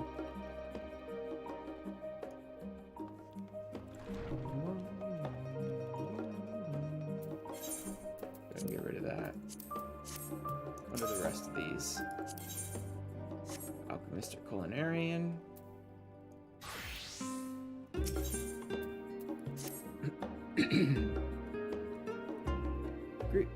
Greetings, sir.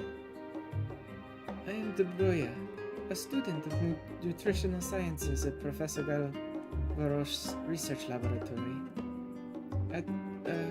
Pray excuse me, at your service. If I'm not mistaken, you're the alchemist who has come to us by way of Kialiapo's introduction, yes? Wonderful. I would very much like to request your help with a certain...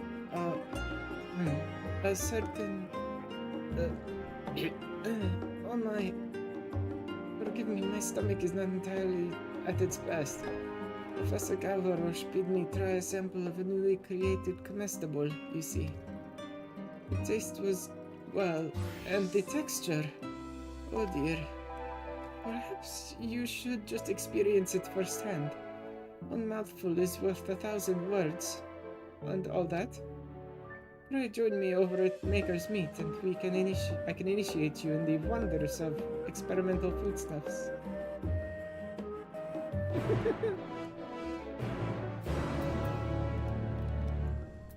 And next, carpenter, leather worker, weaver.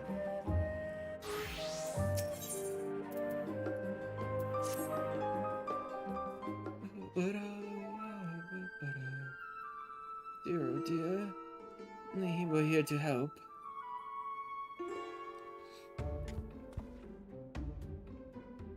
Eh? Goodness me, you gave me quite the scare. Do I know you? I must apologize, as you've likely already gathered. I'm rather easily startled. Have you got work for me?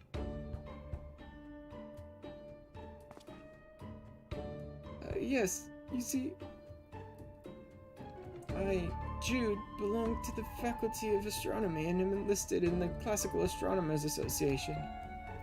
Despite the name, I'm the sole member.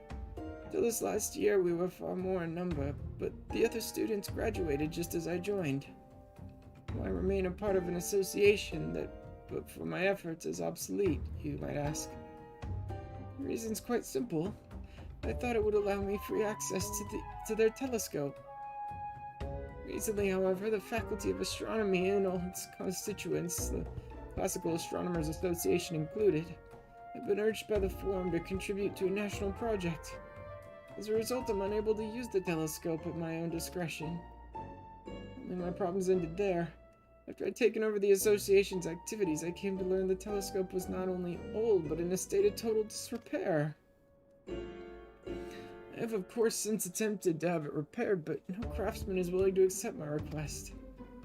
Patience has led me to attempt to restore it myself. If accomplished, is making the situation worse, beyond recovery even. My apologies, I've started to ramble. So you're a craftsman that's been sent by Kialiapo? Terribly sorry, despite having come all this way, there's no longer any telescope to restore.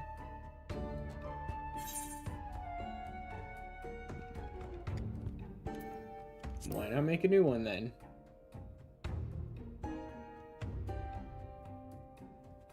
Indeed, the possibility had not even crossed my mind. What I wouldn't give one of those new lenses I've heard so much about. Precision and clarity is said to be without peer. The funding required would be astronomical. Perhaps if we forego the latest and greatest in telescope components, the modest budget I've received from the association may suffice to make one. Best get to work then. Numenon will no doubt have a plethora of information on the subject of crafting telescopes. While I have an acute fear of crowded places, my desire to look upon the stars is enough to see me through the task. Or so I hope.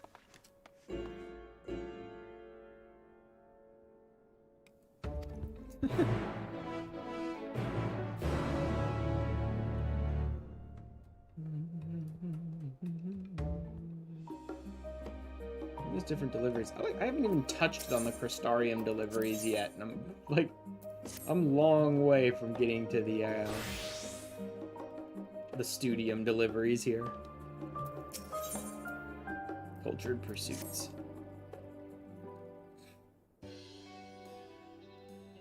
Excuse me, kind sir. Pardon my forthrightness, but might I beg a moment of your time? I work under Professor Tamkin, and am in search of a capable botanist to assist in his research. That is your profession, is it not? In which case, I wish to discuss potential employment with you at the Faculty of Anthropology. Assuming, that is, you have an interest in our work. Magnificent! Such as Meet, where we currently find ourselves, is a place where gleaners connect with the faculty and students of the studium. It allows us to acquire the necessary materials for our studies, and also provides us with a place to store supplies and specimens. With your help, I believe I may be able to procure what is needed for the professor's research. Of course, such work is predicated on the assumption Professor Tonkin has decided on a focus for his next project, which sadly he has not.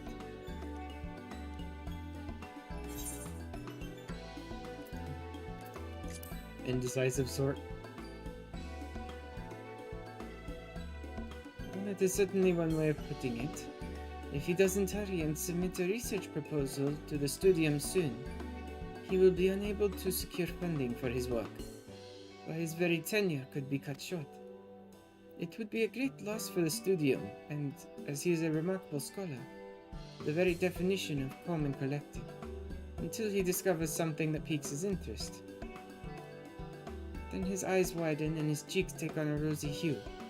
Honestly, it's like he regresses to being a young boy.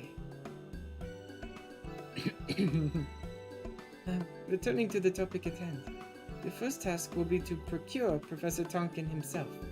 I imagine you'll find him somewhere in Numenon, if you would be so kind. Wonderful. And when you find him, pray offer him this slice of Akanda. Like as not, he's forgotten to eat as usual. Professor Spankin. Sheer size of the library can prove daunting at times, but I have spent enough time with the professor to know he is in there somewhere.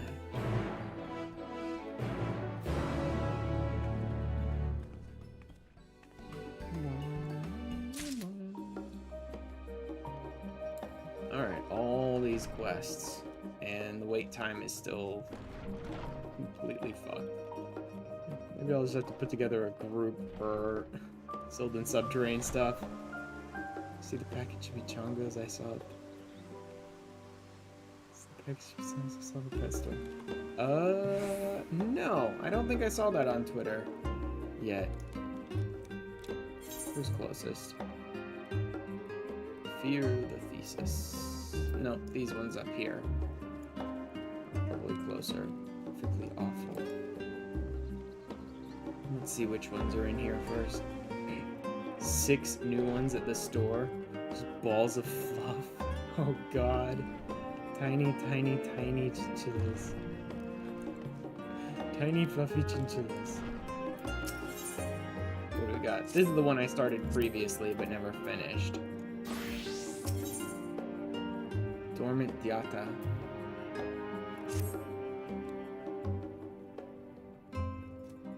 Hello again, Ashran. Are you ready to begin? Wonderful to hear. I'd like you to start by crafting... Oh look, I actually picked up a DPS. Now we just need another DPS and a healer. God damn it. 25 minutes in. Yeah, sure, I really believe that wait time. By crafting gold plating. You needn't worry about fitting it to the relic, though. I'll handle that. Studium delivery commenced.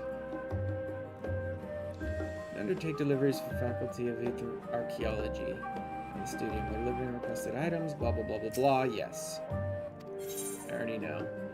I already know how this works too, basically. Doing Criterion, you know you can run that solo. You can?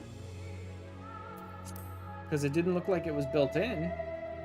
Or not Criterion, but the regular. Yeah, that's what I'm saying. If I manage to unlock each of these studium deliveries and it's still just like over 30 minutes and ticking up and no progress whatsoever, I'll just withdraw and go back to the normal Sil'dihn Subterrane and run it maybe once or twice more. What did she want? Oh, Miss Culinarian. Thank you ever so much for coming. Let's set the table for you, shall we? Come here, experience, you want a pre-formed party for Criterion. Yeah, that's what I'm thinking too, but I wanted to try and run it on stream, and I didn't know if anyone in my FC or anyone was interested in running it today. So I just decided to queue up for it and see what the queue is like. It's literally Savage Extreme content. Is it? I thought, is there not a normal Another Sil'dihn Subterrane? Is it only Savage in Another? Because that would kind of make sense for the way I unlocked it, but I always assumed it had a normal version of Another as well. There is a normal dungeon. Okay. Okay, so Sil'dihn, just Sil'dihn Subterrane is the only normal version. Ass only comes in Savage variety. I did not know that. I thought there was gonna be a normal version of Ass. On first inspection, it seems to be an ordinary loaf of bread, yes? Now try a slice.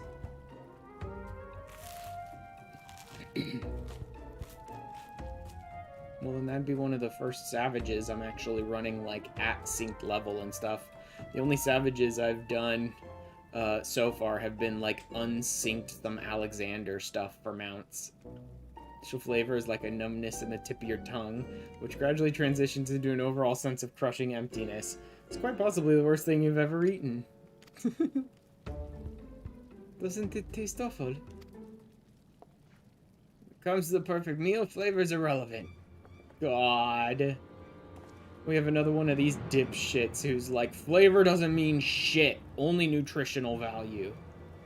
Professor Galvarosh, I wasn't... The very concept of gourmet cuisine has led to all manner of unhealthy excess. Too much salt, too much sugar, and entirely too much fatty content is employed in the pursuit of satisfying this obsession with taste. The panel loaf we were laboring so hard to produce will contain everything necessary to sustain an adult body in one efficient, easily consumed serving, except that no one's going to eat it. If it tastes like ass, no one's ever going to ever eat your food. It doesn't matter how nutritious it is. Said the perfect meal. This is the thing that people who are like, we're gonna make the most nutritious food possible, never get. If your food tastes like I'm scarfing something out of the garbage can, I'm not gonna eat it no matter how nutritious it is. It could completely satisfy all my nutritional needs for 6 months and I don't care, I'd still not eat it. Professor, if I might introduce... By Thaliak, all this time wasted on idle chatter. Forever to attain true perfection, then every spare moment must be spent upon our research. The task was to improve the Panelof's digestibility, was it not? And let us be getting on with it. Swift, sure, efficient. What a piece of shit. Like, how is that a... Oh, you know what? Forget it. I shouldn't even ask how is that a professor. Some of the teachers I've known in real life, bro. It's like... The way the schools recruit them is...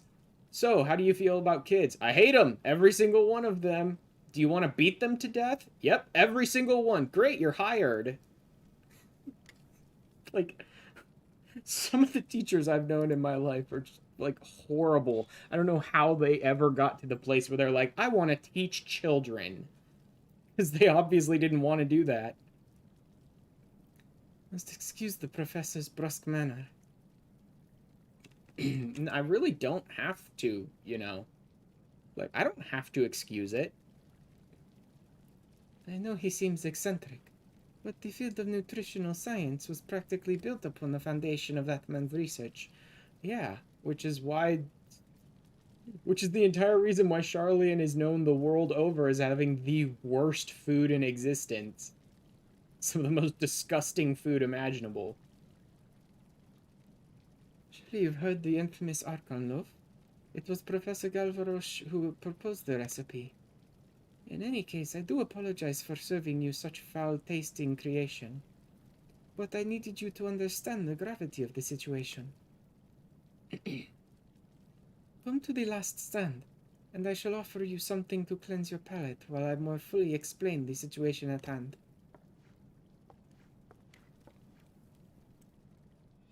Kinda like that, kind of like that bunny accent. Like, I picked it up in the first when they were voicing themselves in cutscenes, and it's always fun to go like a little bit of French, throw a little bit of a trill on top of that, and it's kind of fun, actually. Is this just a normal quest? I think this is just a normal quest. Yeah, okay. Back to the other stuff I'm working on.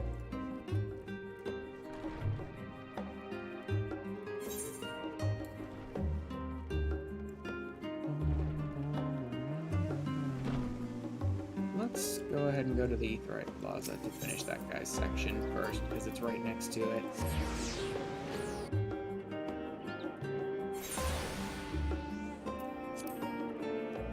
Tanaka, what was yours again? Fisher. Ah, there you are. Alright, watch closely now. I seriously have to watch a cutscene of him puking?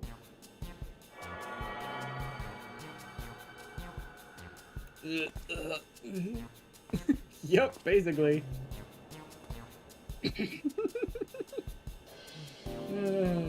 Poor Catboy. You see, I'm feeling so queasy, it's all I can do to hold down the contents of my stomach.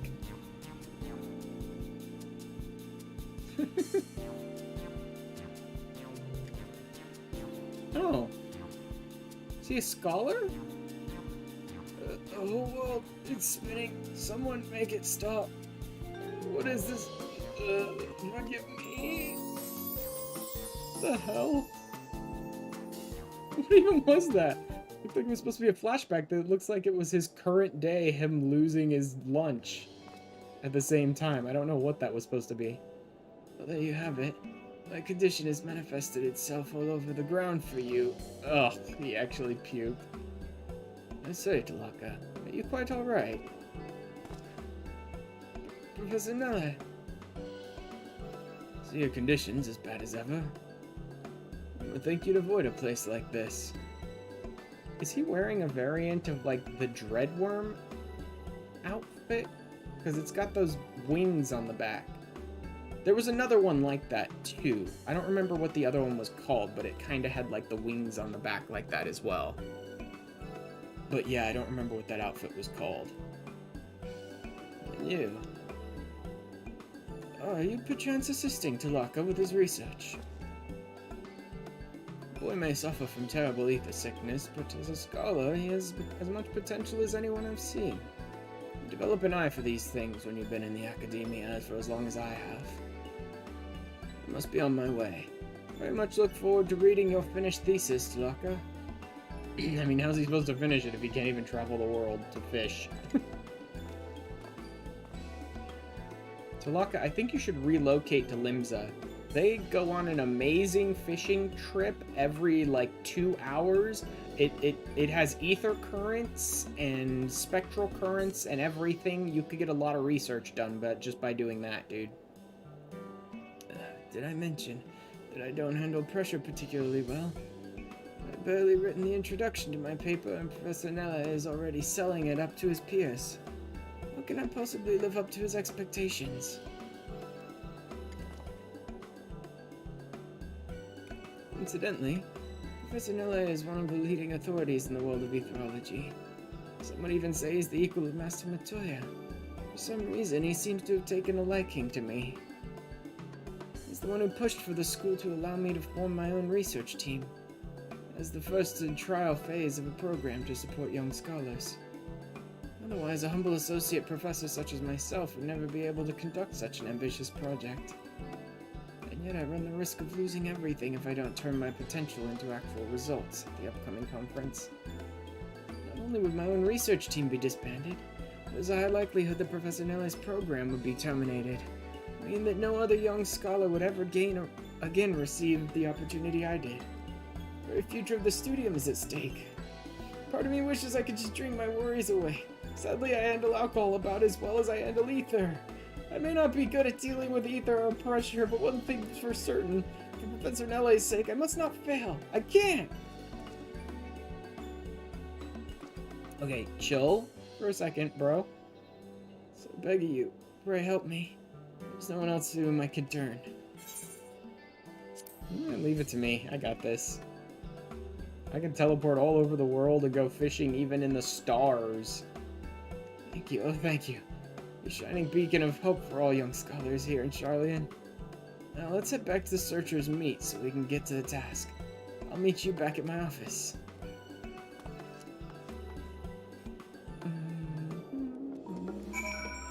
Probably shouldn't be doing like all these quests at once. It's a lot of different voices that I'm constantly bouncing around with. So let me just go finish this one and then I'll go to work on the others.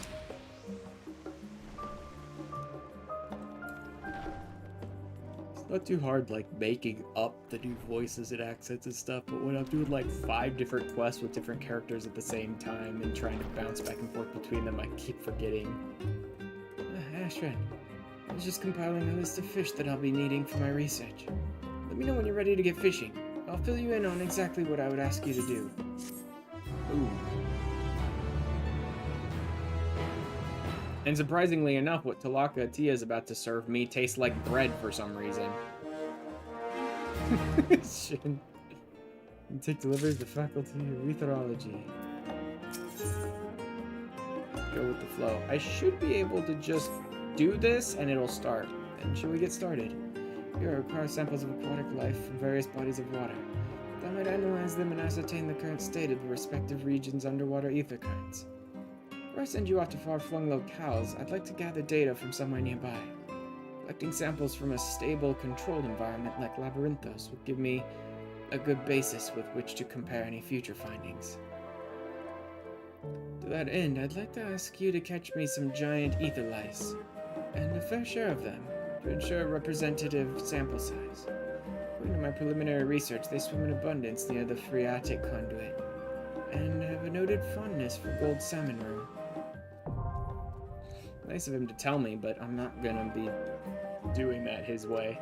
I'll just like buy him off the market if I can, and if not, then I'll go just look up how to do it later.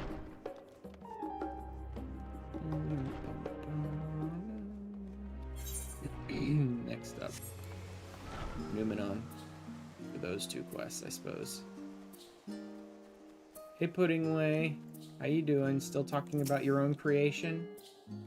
You need to stop the final days after all. That persevered. Still taste it. Yep, still nothing new. Still talking about his wonderful masterpiece creation that he's working on.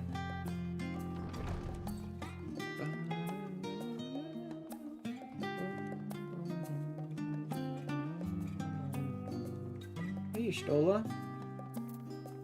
Still researching travel. Make sure she got yield fruit. That's sure I'll find a way. Secure means to traverse. Yep, go to the void.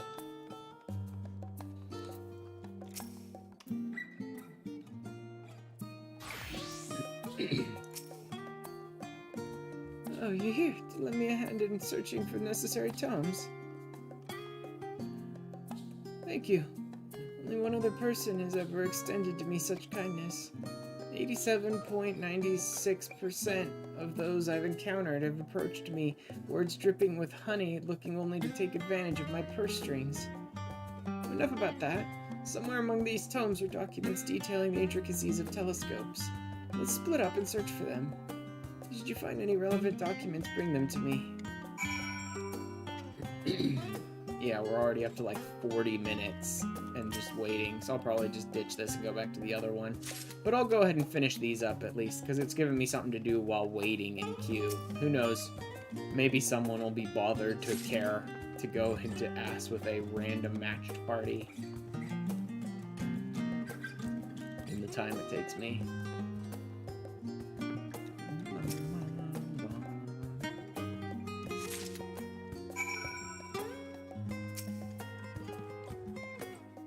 Stumble across any leads. I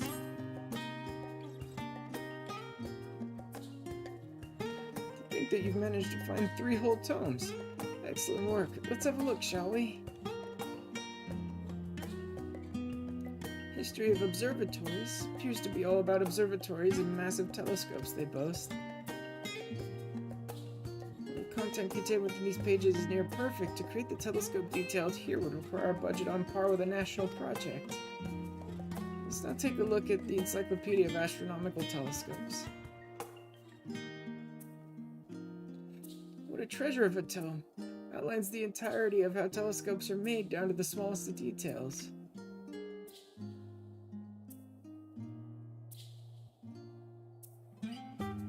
Fortunately, we have only enough gil to cover a fraction of the cost of the parts listed here.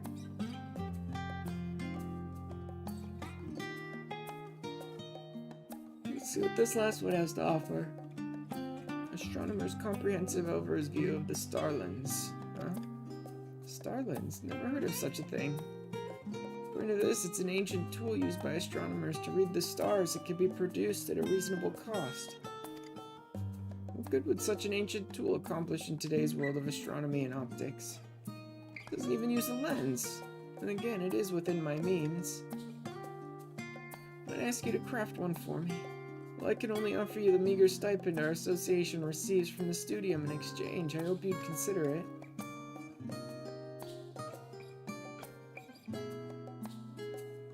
Yeah, my sincerest thanks. Now then, there's little time to waste. You already requested to use the space, so let us make our way to the workshop.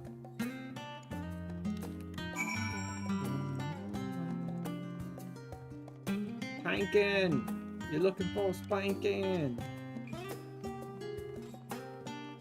Get your booty over here, boy. Minor botanist. It's a soaring, but yep. Get rid of that.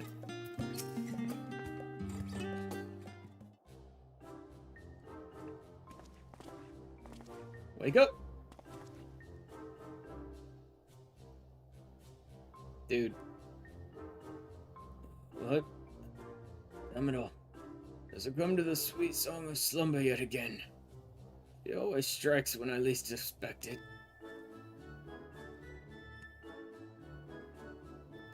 I suppose you'd happen to have a morsel of food to spare on your person. Seem to have built up quite the appetite whilst dead to the world. Have some disgusting, disgusting Archon love. You didn't guess she sent you, eh? Of course she would insist that I eat Archon loaf. At any rate, you have my thanks. Hope you don't think me rude for indulging right away.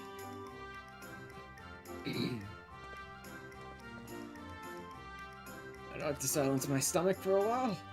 Truly, I'm indebted to you, sir. Dozing in the midst of research is an all too common and routinely ignored occurrence around here. No telling how long I would have slept did you not come when you did. In fact, it calls to mind the tale of a researcher seeking a means to traverse the ethereal sea. He wished to do so while still amongst the living, you see. But they found him dead in the midst of a pile of books. But that's neither here nor there. I take you come seeking employment. The timing is quite fortuitous, as I but recently decided upon a topic for my thesis. Pray accompany me to Searcher's Meet once more, and I shall explain all to you there.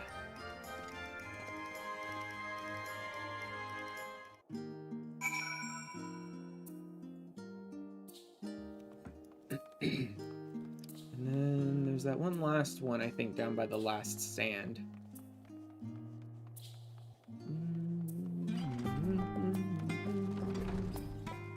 I really don't need to keep track of these, though.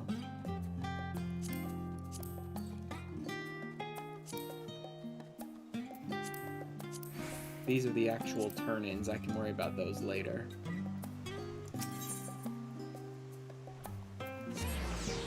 That's Scholar's Harbor.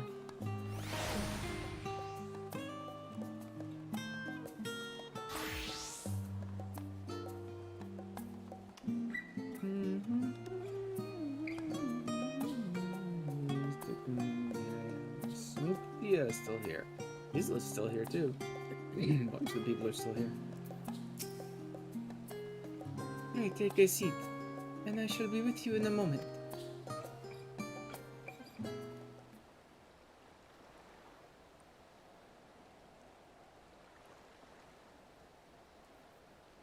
I hope you still have an appetite.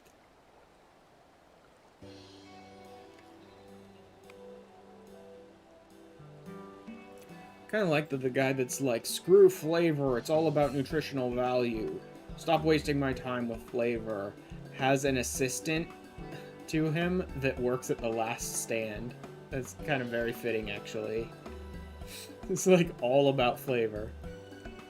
When I'm not studying, I actually work here in the kitchens. And that one there is a dish I devised myself. Using all the knowledge I've acquired about food and flavor. Enjoy! I'm not a big crab guy. I mean, as far as seafood goes, it's probably the one I enjoy the most, but I'm still not a big crab guy. Tongue has been purified by some divine nectar. I'm so glad you liked it. What you do is, you take a lobster, freshly caught from the Indigo Deep, scoop out the meat and saute with butter and olive oil. Next you steam in white wine, but you must take care not to overcook it at this point. You then need to stuff it back into the shell.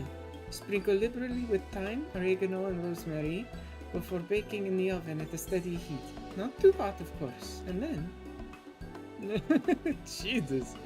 It's like a 12-step process to make it as amazing as she did. Whatever you did, it was delicious. My apologies. As you may have noticed, cooking is something of a passion of mine. Which brings up us to my present problem, and the reason I so desperately require your assistance. It all began when agents of the Forum contacted Professor Galvarosh, seeking to draw upon his wisdom and the nutritional expertise of his research facility. The request was simple. They wished him to invent a singular meal that could provide all the daily nutrients a person needs to survive. They expressed their intent to develop a food supply for emergencies, and thus the only condition imposed was that it be possible to prepare this miracle dish from ingredients readily available in Labyrinthos. For his part, the professor threw himself into the work with routine intensity, using Archon loaf as a base to devise a new type of bread, the most recent batch of which I inflicted upon you earlier. Archon loaf was never praised for its flavor to begin with, and it seems the more nutrients you pack into the mix, the more revolting it becomes. Some volunteers have even been known to retch up the contents of their bellies after choking down a sample. Suspecting that a difficulty with digestion was to blame, Professor Galvarosh asked that I work on making our meal easier to stomach, but the fact is, it simply tastes terrible. Can you imagine if there truly was some emergency and we were forced to live on Panalof alone? People would survive, of course, but gods would they wish they hadn't. To make matters worse, the professor sees gourmet cooking as a wasteful abomination. If the Forum adopts his recipe, there's a very real chance he might champion Panalof not only as a candidate for emergency supplies, but as a new nationwide food staple. By and large, Charlians prefer meals that are easily prepared and easily consumed over more flavorful but less time-efficient culinary efforts. Honestly, kinda so do I. Like, in real life, I'm the furthest thing from a culinarian. I prefer stuff I can quickly, like, microwave or just pull out of the fridge or the pantry and eat over, like, long prepared, half-hour, hour-long preparation meals. Scholars busy with their research will settle for sandwiches more often than not. Same. And that ambivalent attitude towards food is exactly why I fear this horrible bread might actually be accepted into our everyday diets. As a Charlian myself, I never had much interest in fine dining. Then I tried the dish at the last stand. It was as if an entirely new world had opened up before me. I soon discovered that a course in nutritional science would grant access to a vast repository of information on recipes and ingredients, so I enrolled as a student at the Studium's Faculty of Medicine. But their approach to food preparation was purely academic, utilitarian. I reasoned that if I was to learn anything about gourmet cooking, then finding employment here would be the surest route. In fact, I was on the brink of abandoning my formal studies altogether when this request came from the Forum. As a lover of fine foods, nay, as a person with a functional tongue, I am compelled to prevent this crime against cuisine from entering society in its current form. Fortunately, I have the opportunity to improve a Panelov's flavor under the guise of carrying out the professor's instructions.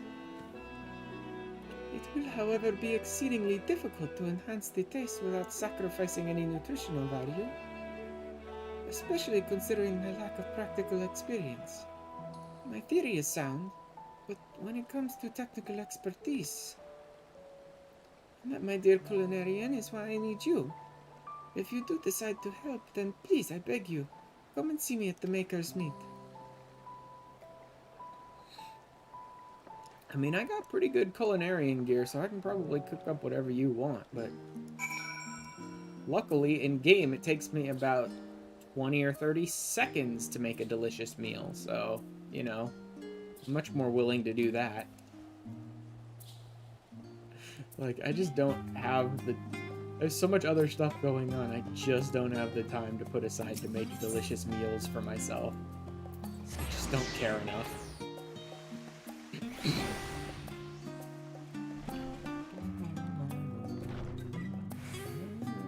Alright, now let's finish these ones. Maybe I shouldn't be unlocking the next ones, because they're just filling up my journal with shit. So let's go ahead and just turn these ones off for now. And I'll just leave these other ones waiting for me. Ah, there you are. Can I assume this means you wish to aid me with my Panelov predicament? Charlian's larders must be saved. No one else must suffer as I have.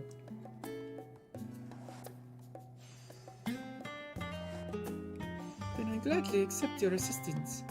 Praise the scholar for bringing us this savior in our hour of need. But you me, I just realized, how could I put you through all that and not ask your name?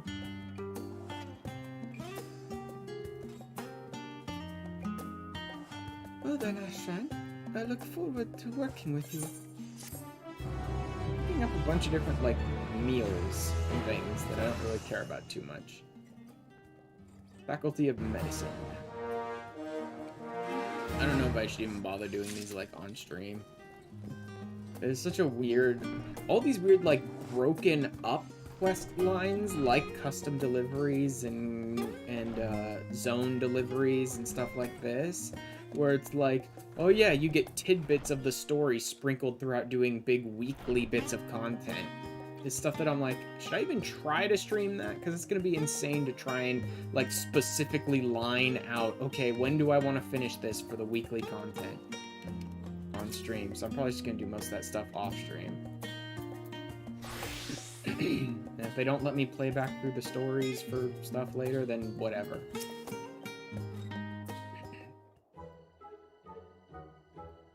There you are, my savior from slumber. Professor, please. It would be most rude to waste any more of his time. Might we discuss the focus of your next research project, and what it is you require of him? Yes, of course. Time is of the essence. Honestly, Inagashi, I do not know what I would do without you. Well, that is most flattering, Professor. Thank you. I mean it, Inagashi. I'd be lost. Completely and utterly lost. Could you please stop, like, making her have whole big, long fantasies about a life together with you or something, Professor? Because, you're not helping things here. Professor Tonkin, Yes, and quite famished besides. So absorbed was I in my research that I had all but forgotten my need for rest and sustenance. Were not for your kind gift, I'd surely have expired by now. Oh, I thought you meant... I mean, yes. Yes, of course. Always happy to help. Provided our research is deemed of value to the studium, we're supplied with food, clothing, and shelter. But only the bare essentials, mind you. You but look around to know the veracity of my words. We do as we're instructed, researching and gathering resources. What value do these things truly have in the grand scheme of things? Study of 1,000 civilizations, and nothing here has changed. Culture of Charlian remains as stagnant as the threadbare attire we wear day in and day out. I must confess you do have a point about our garments. Should my shirt and trousers be soiled, I would have little recourse but to wear them inside out. But to be perfectly honest, I have no real qualms with the way we live here in Charlian. That's all well and good, Inageshi, but would you be content to let your children live in such austere condition? Your children's children? Children? Professor, why would you bring up such a thing? Subject I have thought to broach for some time. After all, you should be my sole companion for the foreseeable future, and I yours, correct? Oh, good God, Professor. Yes, I suppose you're right. And I am perfectly content as we are. Of course, if you prefer other company... God, girl. This has been wonderful, but I should be going. I think I should leave now. Let you guys just, whatever. It's the pleasure of your company. Long wish for the help of a third party, and insist you stay to aid with our research. A third party? Splendid. Resolved to change our current way of life. However, in order to do so successfully, I first must determine what cultures are best suited to blend with ours.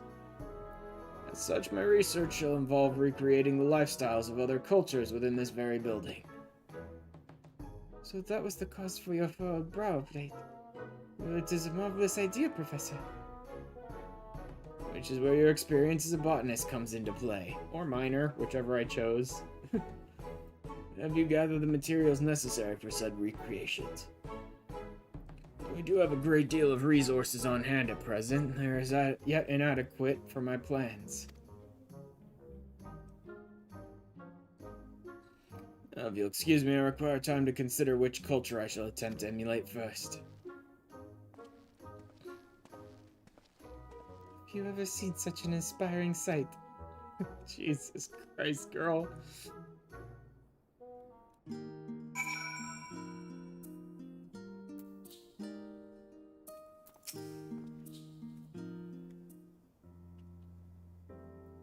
It is a relief to see Professor Tonkin has at last chosen a subject for his research proposal. I myself have long been interested in the world's myriad peoples and their customs. In fact, that is precisely why I was so keen to work with gleaners, well versed as they are in the lore of distant lands. My parents, too, had a love for learning of other cultures. It was their fondness for the Far East and its beautiful flowers that gave them the inspiration for my name. Despite knowing the origins of my name, I never gave it much thought. That is until one day when the professor commented on it in one of his enthralling lectures.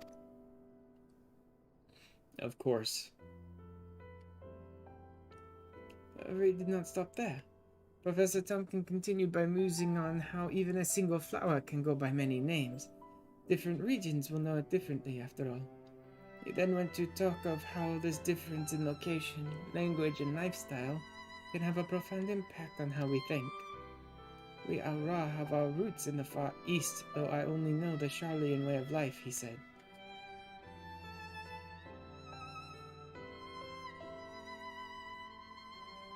I have long wondered what change might occur within my own mind should I someday visit my ancestral home. It's this very question which drives my research. Yes, even now I remember his words oh so clearly. That lecture inspired me to take up my current post.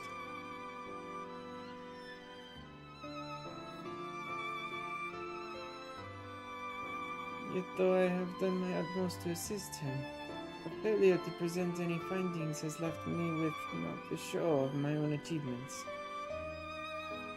I long to conduct research with him in the Far East. Just the two of us.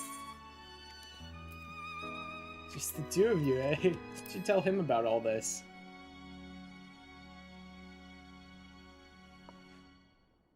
What are you implying with that tone? No, perhaps this time I was honest for once. I am rather fond of Professor Tonkin. Gee, I couldn't tell. And this is more than a little disconcerting that he has not noticed my feelings when even you have. Your feelings are obvious, but you're fond of a guy who's constantly obsessed with his own research to the point that he forgets to eat and sleep, okay? You gotta be a little blunter about things with him. Given that his current research is squarely focused on creating a better life for us, I feel this is an opportunity I cannot pass up. But I have no experience in matters of the heart. Like a fool, my youth was spent with my nose buried in books. Great. I'm helping a nerd confess to her teacher. You perchance be more experienced in matters of road. Nope. Nope. Nope. Hell no. Don't ask that. I got no idea what to tell you. Do not ask me for romance advice, alright? I don't know what to tell you, girl. I'll be forever grateful for your help in winning the professor's affections. Yeah, sure, Ash. You totally got this. Except I'm the one at the helm here, so we don't. Truly, you will help me. Thank you so much. This was 2 days ago, damn it. Yes, exactly. And I did not have a Valentione for that, so, you know. You two certainly seem to be getting along. Well, Professor, have you come to a decision? Don't speak to me about this crap. Go run the obstacle course of divorce. Exactly. I ran that obstacle course 3 times and I got divorced twice.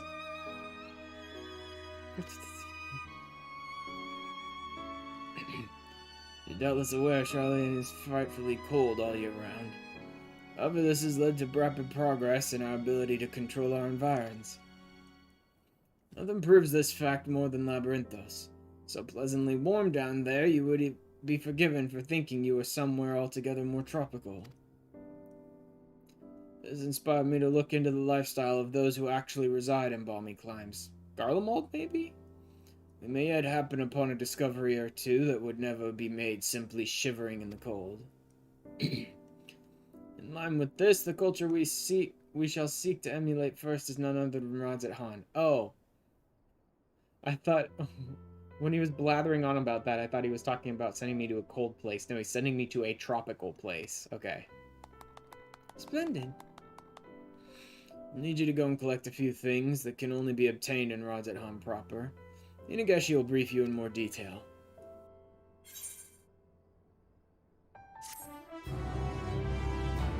I love that they're offering me experience for these quests. It's like, all of my gatherers and crafters are 90 game. Offer me anything else.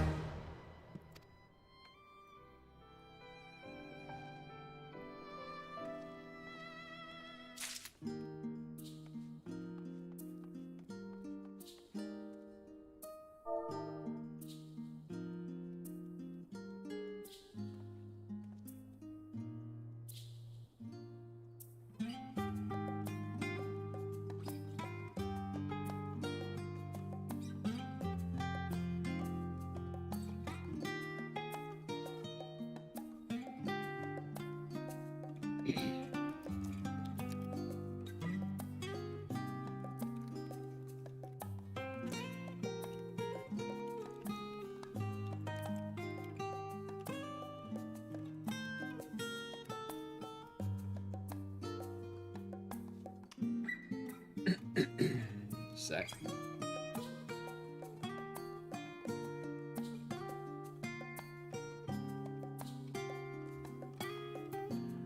And then this was Fisherman. I'll just see if anyone in my FC is interested in running ass with me. No. No, this one's done, right? Yeah. What do I have left? Oh, Jude. Over here.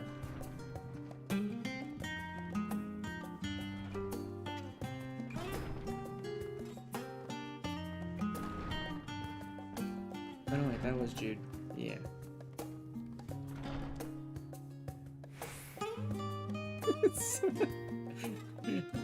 Of course, leave it to my FC. The response is, we're getting ass? Great.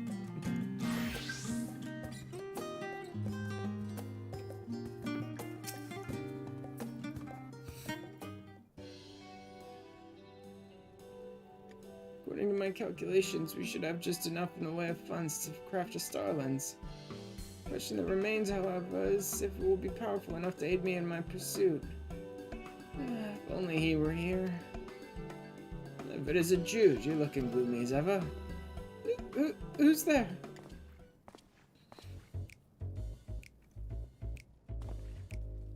Oh, it's you, Jeremy.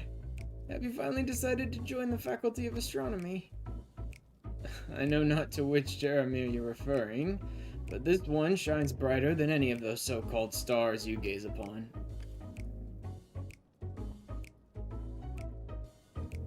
You're the only Jeremy I know. You should know that seeing as we've been friends since childhood... Oh boy. Jude, I'm terribly disappointed. 10 whole years have passed since we first met. I thought you'd grow out of it eventually, but you insist on immersing yourself in this tedious, unrewarding work. We're pupils of the studium. It's all but blasphemy to whittle away the best years of your years, nose stuck between dusty old tomes. Oh, I see. So, Jude's the nerd who's trying to get good grades to have a good future, and Jerome's the dude who came to college just so he could tap some ass. And, you know, hit up some parties, tap some kegs, get some girls. But you set aside your wayward aspirations and join me in the Faculty of Literature. Might even be able to fetch you a decent-looking bride. And he's a poetry nerd. He went into poetry so he could, like, read poetry to girls and shit, of course. Yep, exactly, see? Recently joined the Poetry Lovers Club. We speak on love and life while sipping the finest of teas. Does that not sound pleasurable to you? Jeremy, was it not you who introduced me to the wonders of astronomy? What made you lose interest in the subject? Sex, I'm guessing. Look, it seems what he's here for. It's neither here nor there. I'm simply worried you're wasting away here all on your own. Just promise me you'll think on it, alright?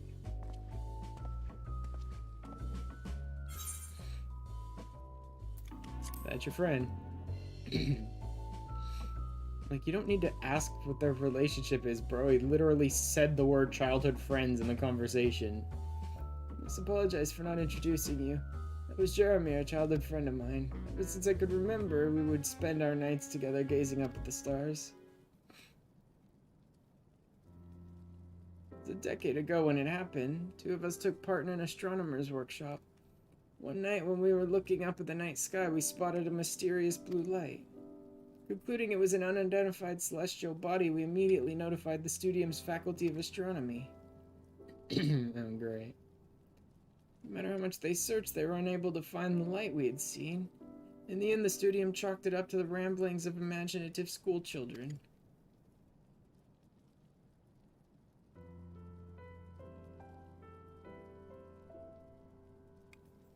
Out of sheer frustration, we decided to join the Faculty of Astronomy, vowing to one another that we'd one day rediscover the azure body we saw that day. Jeremy, being a summer older than I, enrolled first. When I finally entered, it was as though we were a different person. All vestiges of the old Jeremy and the promise we made to one another forgotten. Yeah. He found booze, chicks, and poetry, dude. It's like, this shit happens when you go to college. Join this faculty hoping to fulfill our dream of a decade prior. Yet, if ever timid and easily cowed, I do not see how I will accomplish this alone. It was Jeremy always leading the way. Without him, I'm lost.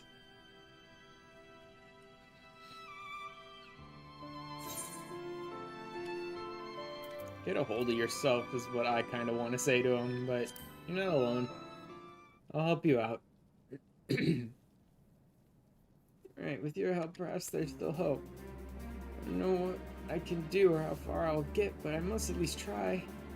Thank you very much. You've done so much for me already, but I've yet to even ask your name. Yeah, I know none of you guys asked it. I'm looking forward to working with you. And done.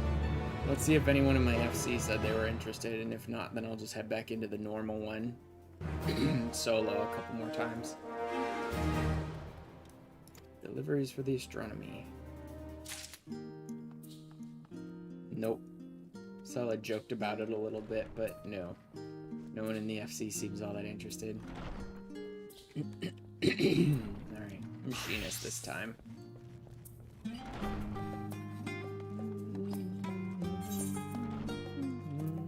Some of my gear's busted up.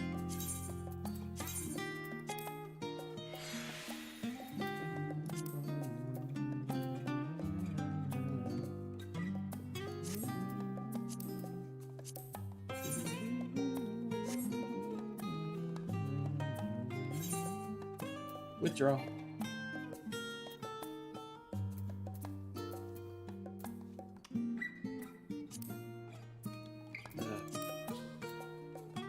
Alright, B and C. Back to the variant dungeon.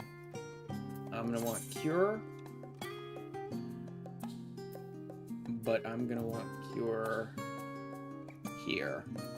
And I'm gonna want Rampart there. Right, that is X and Z. Yeah, that should be fine. Alright, Nanamo, let's do this. Yep, solo. Solo machinist. I'll worry about putting together a group for ass later at some point, off stream probably.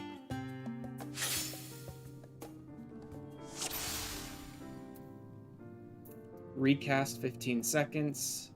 Damage reduction for 60 seconds. And a barrier. Oh, it creates a shield. Huh.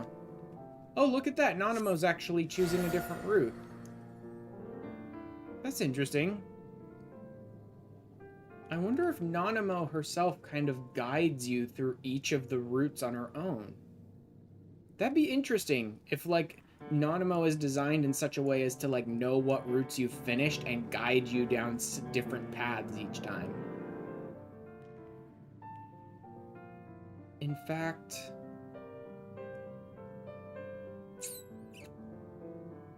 I may want to take the first one again, just so I can see if there's anything different.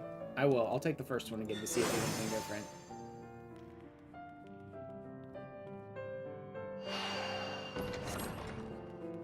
I mean, I already know that I'm going to set off the water in the first section this time around.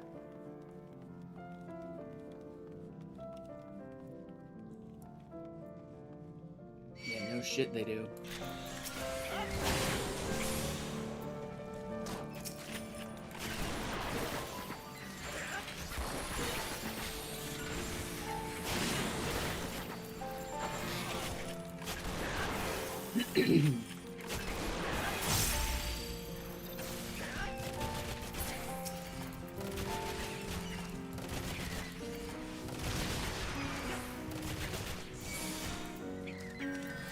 Give myself shields, heal. This isn't terrible so far, but I am definitely taking more damage.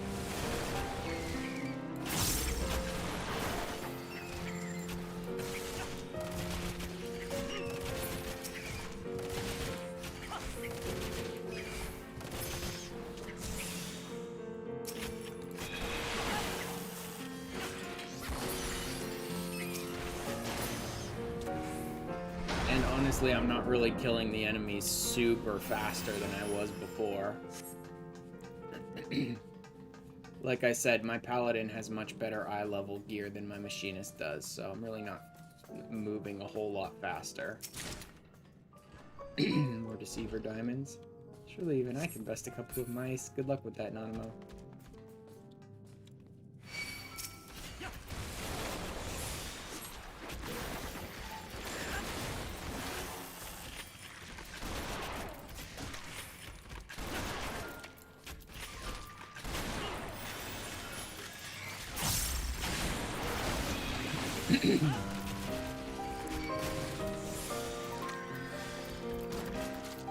Yeah, I'm pretty much okay for now. Whether or not once I hit the bosses this is going to become, like, unsustainable, who knows.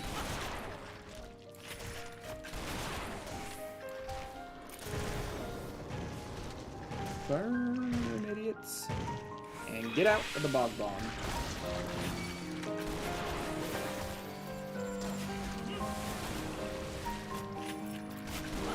Yeah, my machinist's eye level is just not really nearly as good. Honestly, I did feel like I was doing pretty much the same amount of damage with my tank.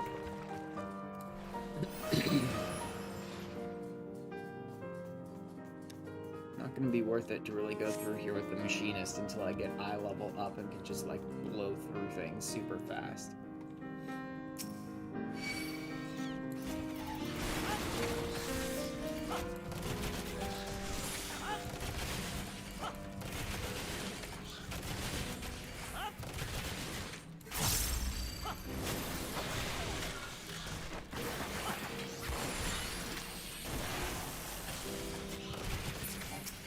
It's a DPS because your red mage is the best geared. Yeah. For people who've like built up their DPSs and stuff like that, it'd make more sense. But for me, my machinist is my least geared of all my 90 classes. I mean, it's still a 90 class, which is good, but it's got the lowest eye level of all of them. No, actually, my Dragoon would now that it's 90, but you know what I mean. Of my 3 roles, my machinist is my least geared.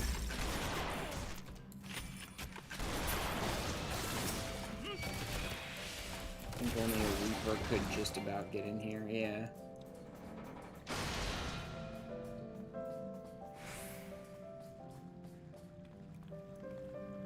Yep, this time we're changing the culvert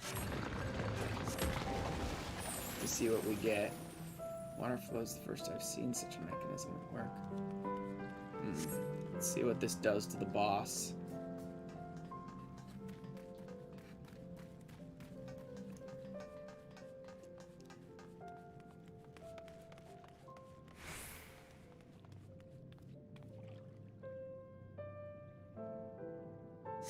She's like, where do you suppose that water went to? No idea.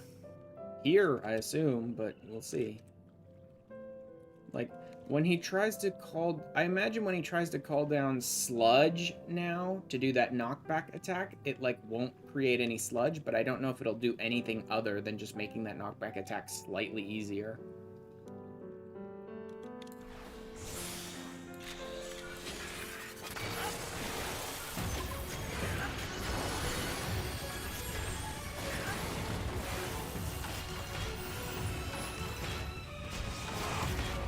Okay, I can absolutely tank through that then.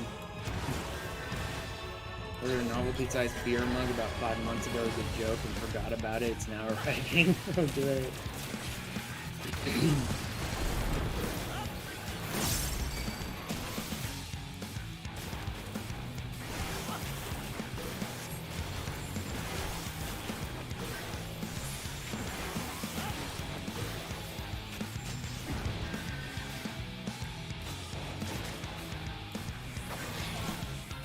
As long as I keep my health up and my shield on, I can survive his bigger attacks.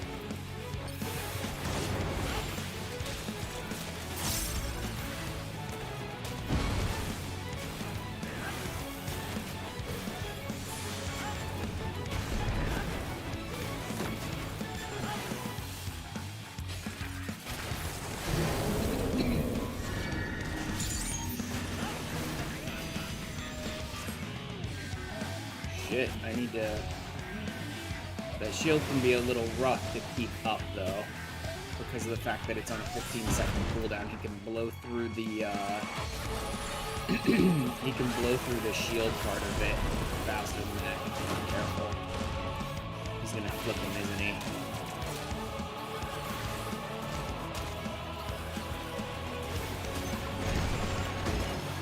Alright, come on, Queen.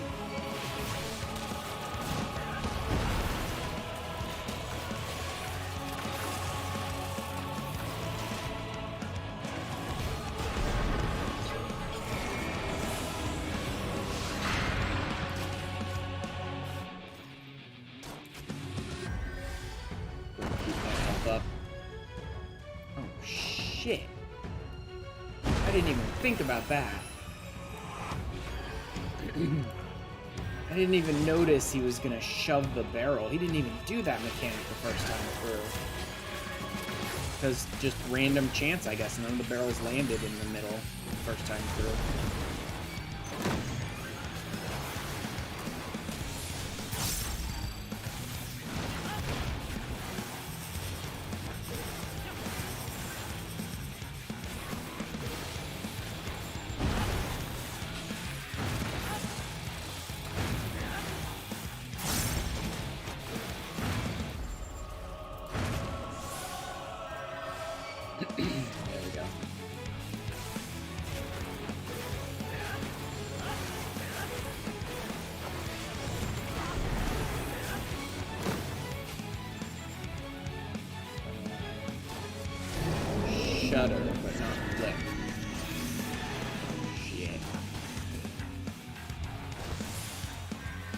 let's just focus on healing for now. There we go. I did gauge the distance right. I wasn't sure I had the distance right there, because I never encountered that one either. But I did gauge the distance right. Colossal launch.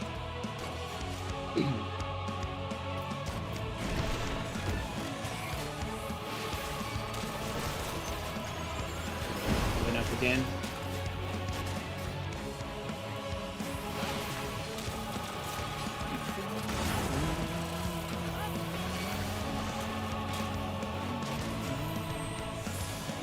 Shield, tactician.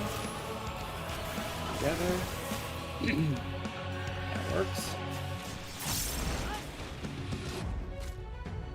He's gonna shove again, so I need to see if there's anything in the center first. There is. Which direction is he going? Then I need this one.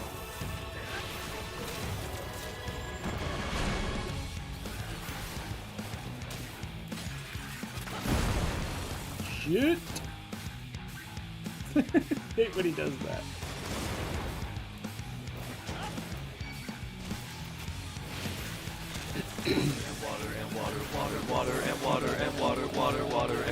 He hasn't been doing anything with the water yet. I wonder if that just straight up removed that.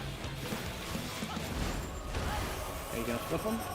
No. I wonder if I wonder if that just straight up removed that mechanic rather than he tries to do it and it fails.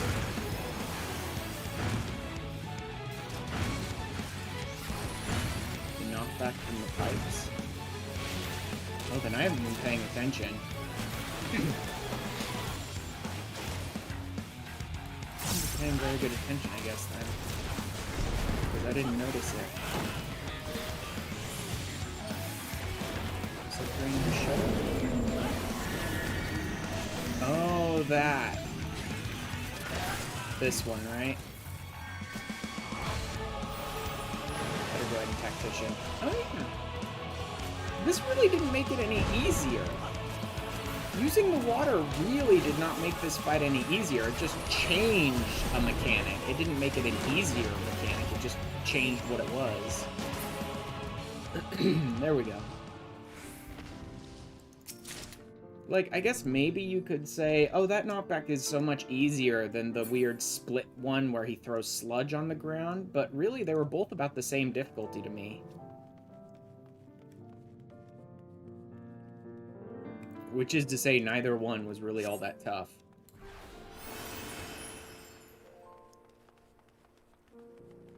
Path leads on, right? Same zone, that didn't change. Just changed the boss's mechanics a little.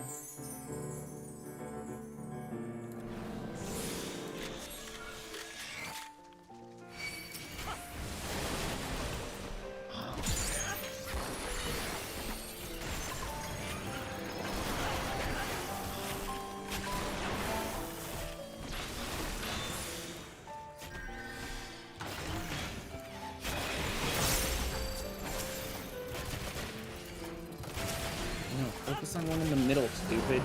So that you're hitting everyone. Including my goobs over here. This may be a bad decision. I need to stand here for a minute. Oh, they're not doing too much damage. I'm okay.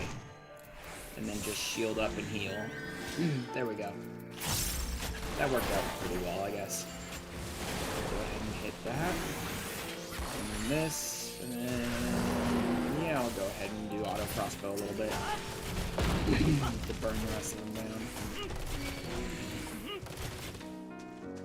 Now shit, Goob Man.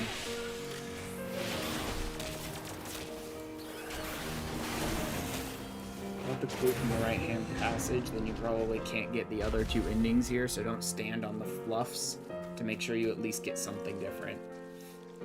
I mean, I would think I'm already going to get something different, because I already did that first boss differently. But who knows? Who knows how much I need to change in order to get a different path?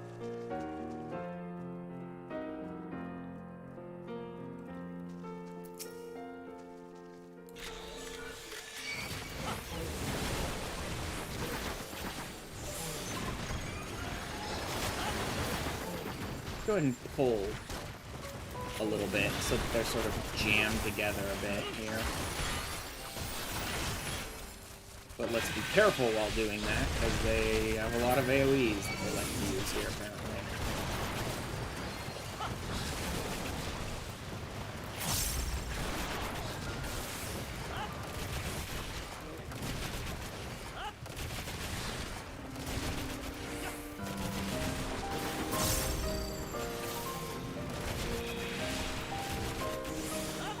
Only 4 variants of each direction. First choice just changes the boss and is always personal preference.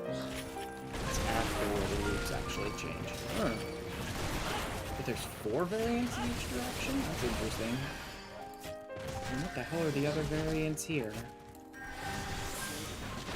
The standing on the puffballs or not, I think, is only one change. I wonder how I get the other variants. Little peloton, little... Oh, these. This is the variant here. Should I do it exactly the same so that the only thing I change is the puffballs, or should I try a different route here? I think I'll do this one the same, so that the only difference I get is the puffballs. I'm kind of surprised if other two you need the clue or blind luck. Yeah. So I had it like this last time. Doing that exactly the same. I just want to stay away from the puffballs this time. Do not step on them.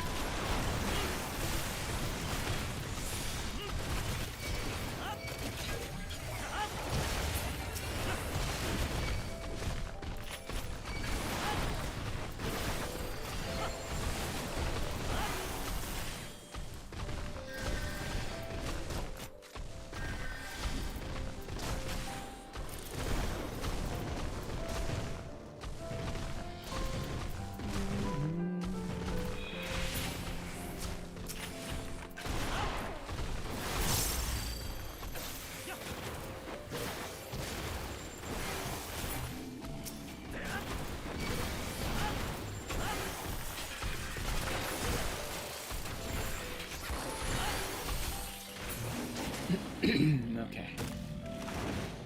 I'll stay for this dungeon actually, since Thunder has decided to sit on me and I'm tripping due to cat interference. Said that twice. Thanks, Thunder. Okay, I didn't step on any of the puffballs so far. Let's just avoid them altogether. Like, it'd be hard to avoid the puffballs just by, like, accident, too, because they're all over that place and all you need to do is step near them.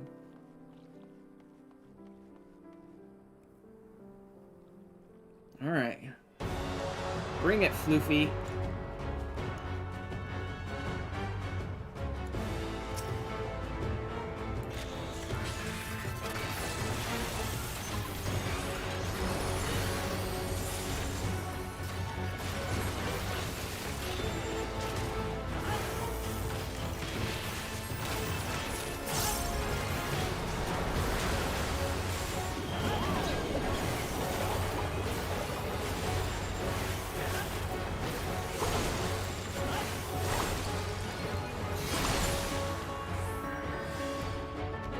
Yeah, I definitely need to heal more often against the bosses, that's for sure.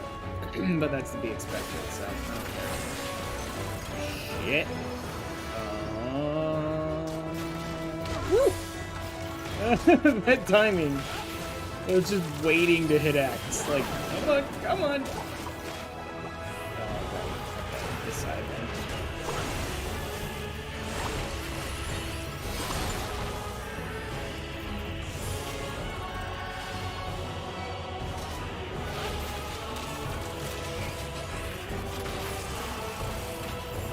Suds is the cross.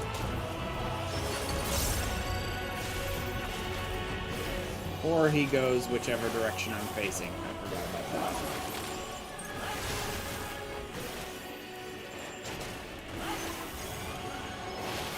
Racing, that's the in. Right? Yeah, that's in.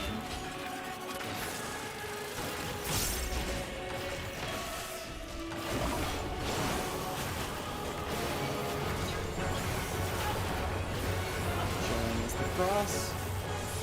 Gives me a chance to heal up a little bit here. Keep my health high. Slippery soap, and then it's cross from there, so I think I'll be safest here. I need to focus on keeping the DPS up. I keep paying attention to his mechanics and like just not pressing any buttons for a while. Spot remover. This is the knockback. Less bluster, let's just go ahead and tank for this one.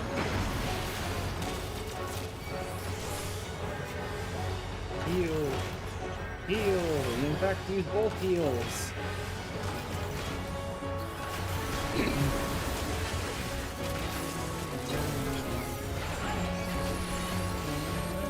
Fresh pop. So what's this like if I have none of the suds?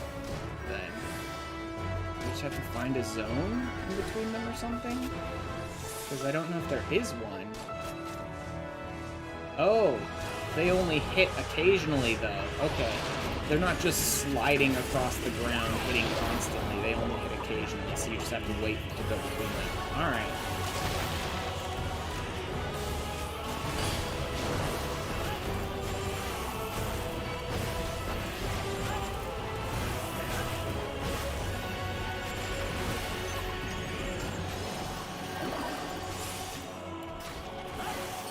And this is the one that he blows them up, right?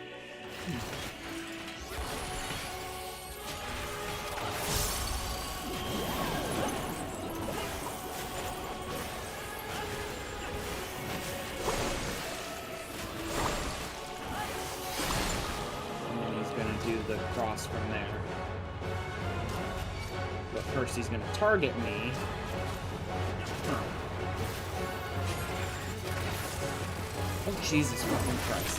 I forgot. Those are not AoE explosions. They're cross attacks. Heal. Heal. Total Wash is coming. Tactician as well, just in case.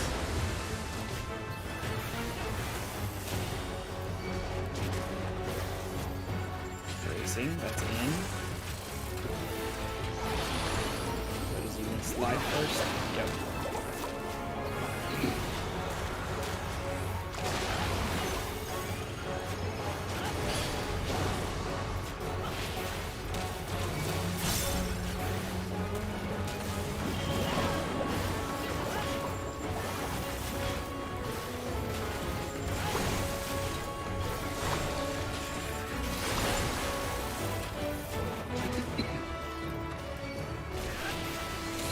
Shield up as we go. I forget to keep the shield up as often as I can. Good. Heal. Heal. All the heals, because I can't have a shield up during that. So keep the health up.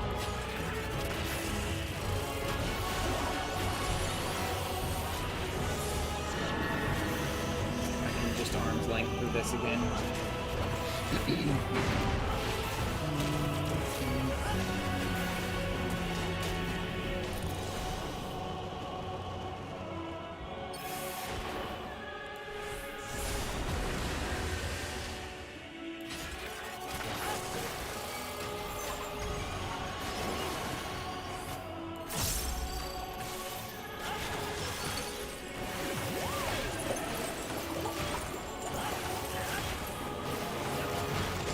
Cross, right? Yeah.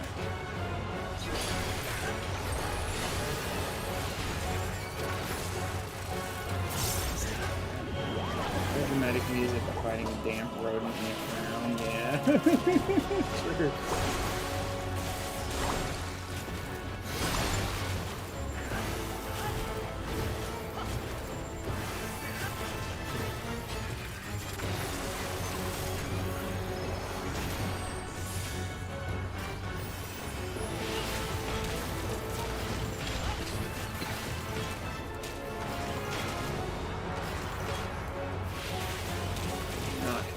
blank up for this one, so I need to actually take the knockback here.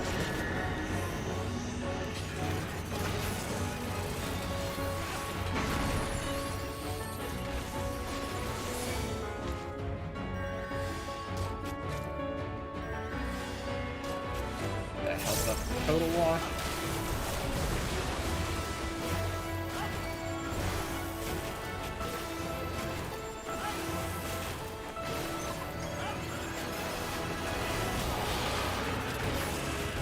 Slide? Yep, sliding away from me. Follow him.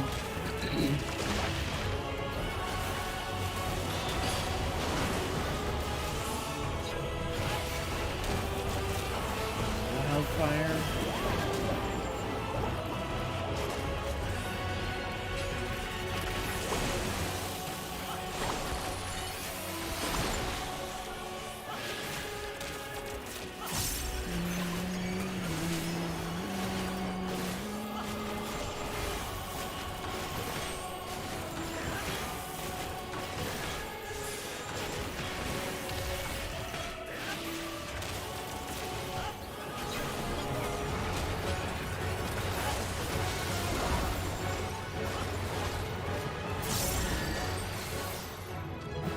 There we go. Hi, Silky. Couple of Sil'dihn pot shards. Couple of new pieces of materia.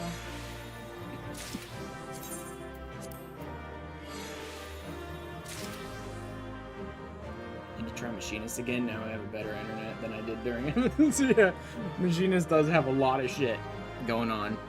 It's not quite as complicated as a lot of other classes, but like you have so many OGCDs going as Machinist, you have to do like 5 different things at all times. It's fun. I'm not sure if it's going to be my main though. I need to get Dancer all the way up to 90 first, and then I can figure out which of those I want to make my main. Trying to do gun foo stuff and high ping is problematic. Yeah, I figured as much.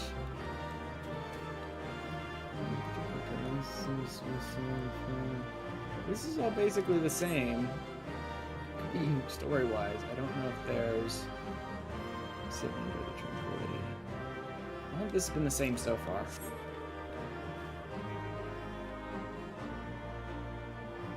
Cutlery and a table made for 2 is a haven and perfume. Actually, I don't know that she said all of this last time. Very slightly different note, I think. Yeah. I think she actually did not say all of this last time. She only said a few things and maybe some different things last time, so that might have changed a bit.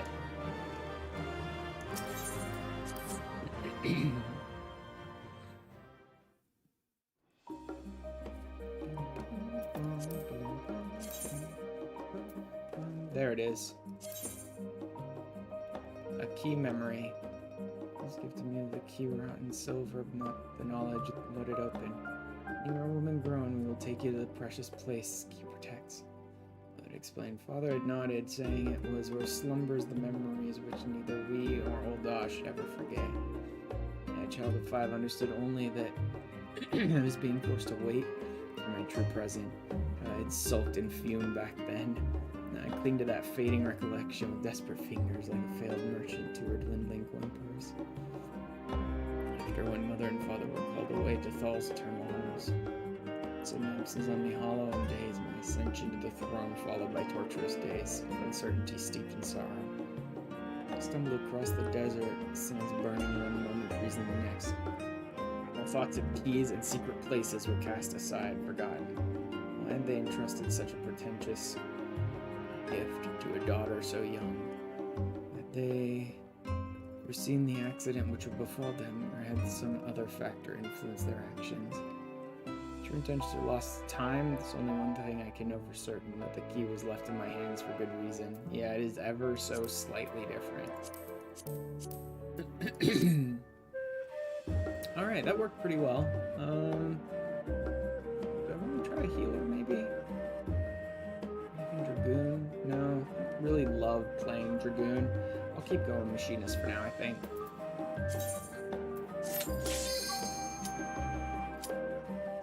This is probably going to be the last run for today. What? Wait, I think I was wrong. Wrong about what? I think the clue is in the middle route. Probably. We'll see. Probably just gonna follow Nanamo this time, so she'll probably take me down the right route, but I'm not sure. This may be completely random, or she might be trying to lead you down certain paths at certain times, blah blah blah, whatever. Yeah, seems like she's trying to go down a specific path. I'll follow you.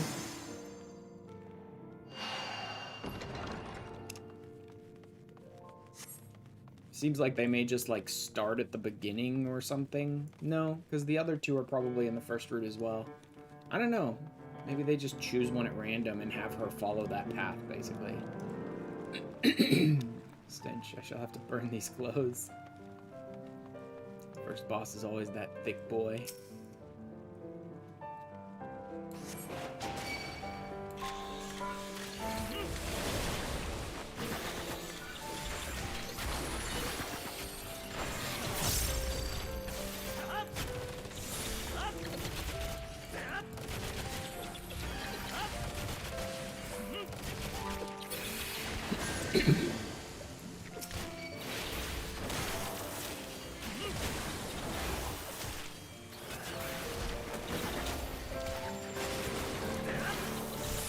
Release you from your prison. Good night. That's alright. This is going to be probably my last run, and then I'm going to be finishing up stream. Night, Baron.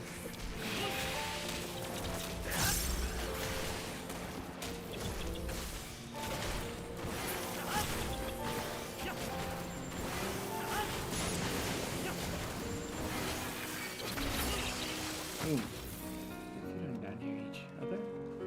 This smells so positively putrid because it's filled with webs and fucking fungus and horrible monsters. Why do you think it smells putrid? It's not a secret.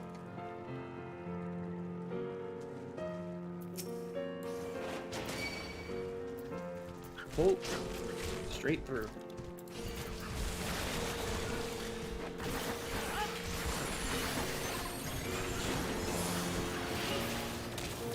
Not interested, buddy. No tongue action for you. None allowed.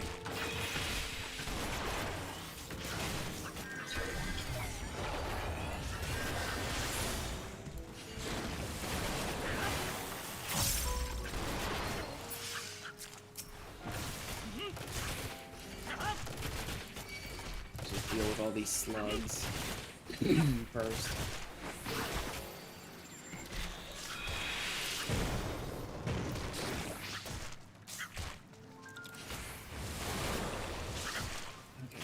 Use it there. Got it.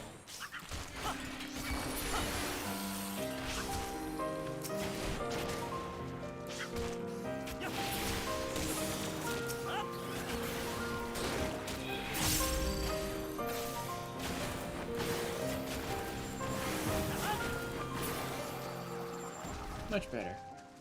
Empty of pests, place is a dark, dank, mold-ridden nightmare. How long does it take unattended? More Deceiver's Diamonds. Not bad, Nanamo. Oh, my valve. This drink always this disgusting. Kinda. Welcome to the club. We'll not traverse a fungal bridge, but I suppose if we hurry across. Hurry across. A menagerie.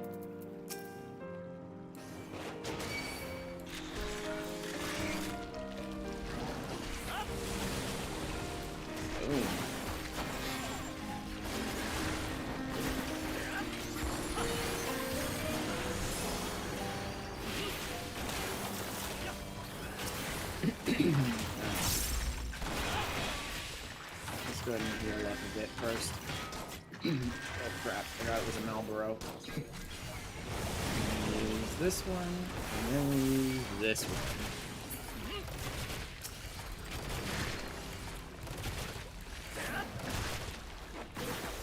Let's just burn. I mean, we're in a horrible, dank place filled with mushrooms and sludge monsters and stuff. Let's burn everything.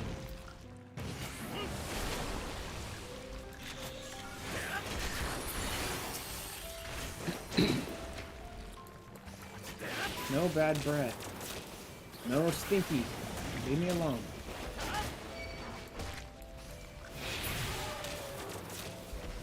Especially bad in this section, I feel fungal growth is all which keeps it from collapsing. What is this?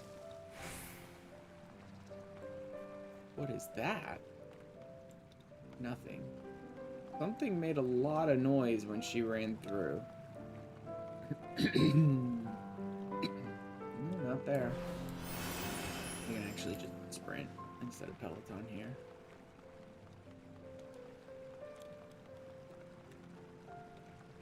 I'm not sure what it was that made all that noise. She knocked down another cobweb. We're going to continue. Tunnels need reinforcement, not to mention a thorough cleaning. It didn't look like we changed. It didn't look like we even had the chance to change anything on this path. Alright. Back to the big boy. Wait, do I have enough to, 584. I do not. Okay. I was gonna see if I had enough to, like, run Euphraseed with my Bushidas so that I could get some better gear, but I think you need 595 to run Euphraseed, and I should basically just expect any class that I actually want to get good gear on isn't able to actually run any of the stuff themselves to get good gear, which makes it that much more difficult, because then I have to win on, like, greed rolls, which is not going to happen. Alright. Let's play, big boy.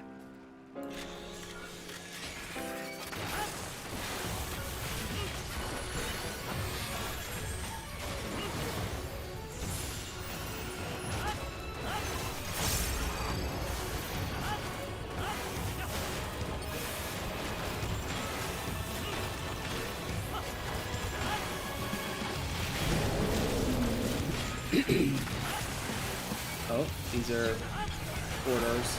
Oh, and all of them are gonna go off. I just need to move with it. There we go. Yeah, I saw what was happening there in time.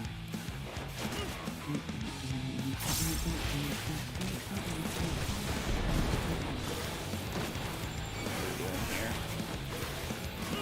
Playing games, mind the barrel cops. Must be some. What the fuck? No, stop targeting! God damn! Stupid auto target shit.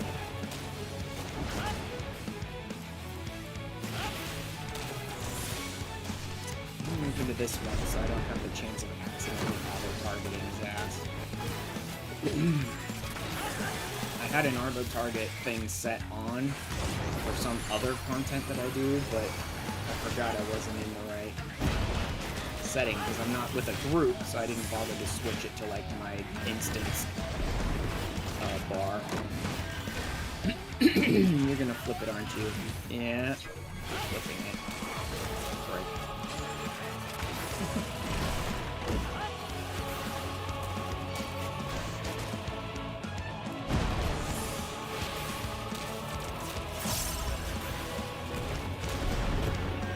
See a little bit.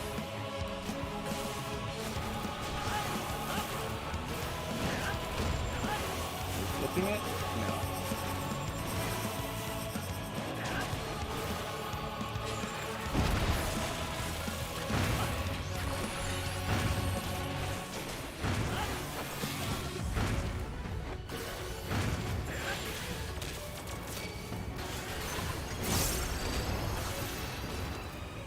What's this new mechanic? This is the push.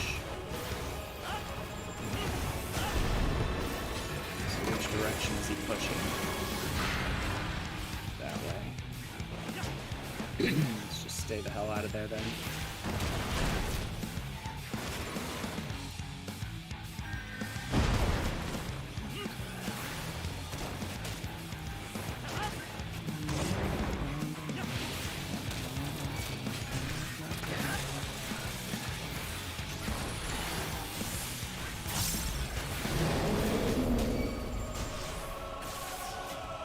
Damn, I should have waited on that a little bit.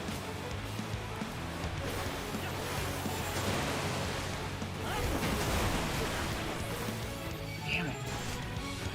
I saw one coming, but I was just having trouble reading that one with like 2 different mechanics going off at the same time. Now I have a fucking bone stack, that's gonna make it even harder. What are you gonna do?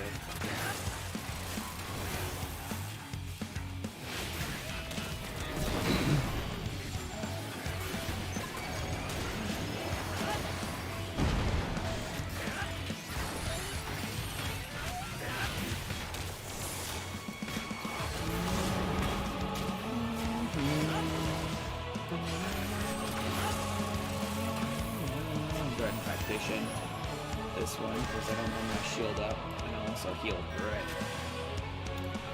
And shield up.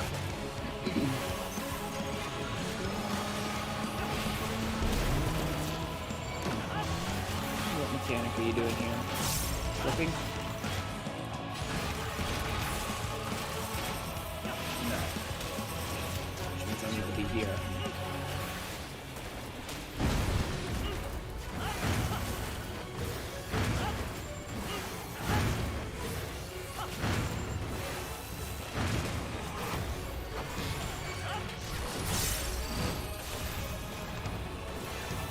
The shove. I need to know which side to be on.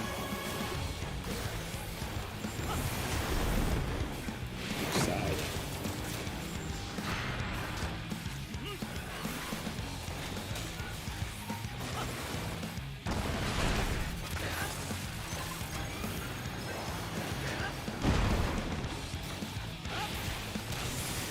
Shit.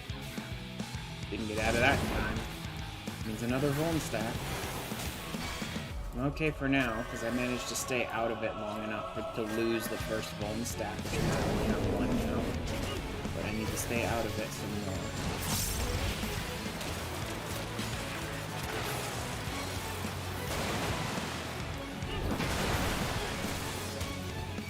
Okay, he's almost dead. This'll finish him. There we go. It's a bit different. A little bit different. Hello! All of this stuff. Holy shit. I just got an umbrella? Sabbatender parasol. And a sewer skink. Comes to keeping aqueducts free of creepy crawlies. This lightning-tongued lizard is the hero of the day.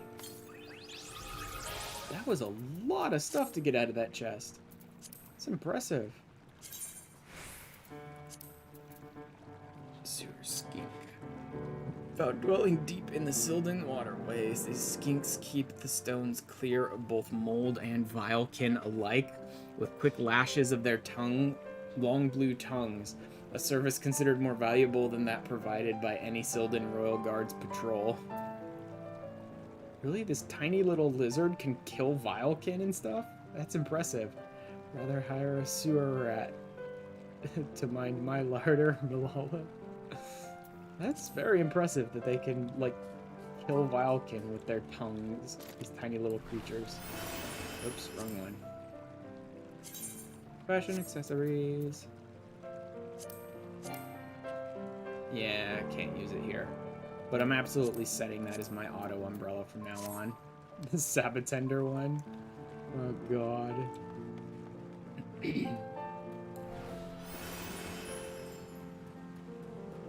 Okay, this is a very different area. Cavernous hollow yawns directly beneath all the... Oh, look at Nanamo doing the... Oh, it's amazing stuff. And this lift should provide us a passage across, and of course the winch is yet functioning.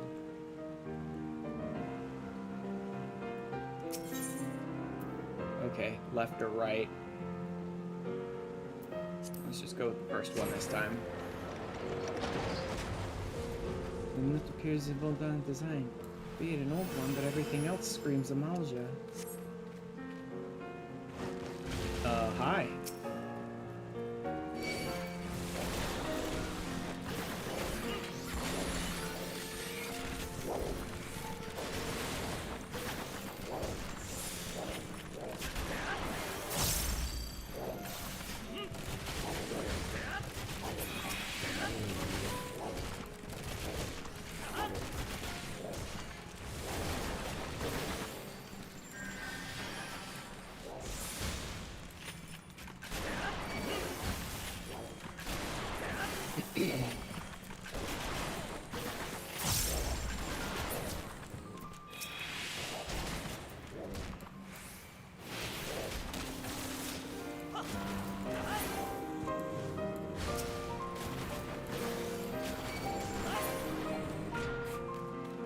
Good enough. Wasted a bit of that overheat, but still. Oh look, here's the Sabbath tenders. You have an aversion to needles. Of course you do. Get some. Gonna need to be a lot of dodging in this one, I'm betting. Because there's gonna be a lot of like 1,000 needles type stuff, isn't there?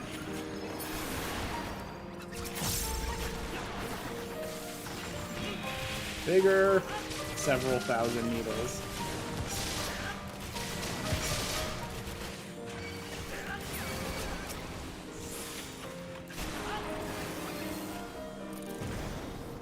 Burn idiots. Wow, that doesn't do a ton of damage, does it? I mean, it works though. At least I managed to get rid of the bigger ones. This can't be from the time of the zombie purge. Well, they're hoping I would see this one day. Oof. Mudmins.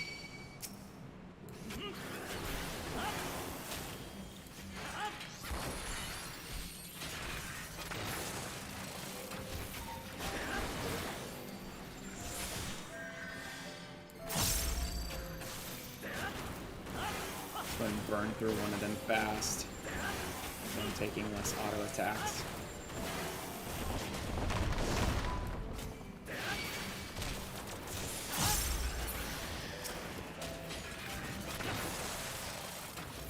There we go. Much better.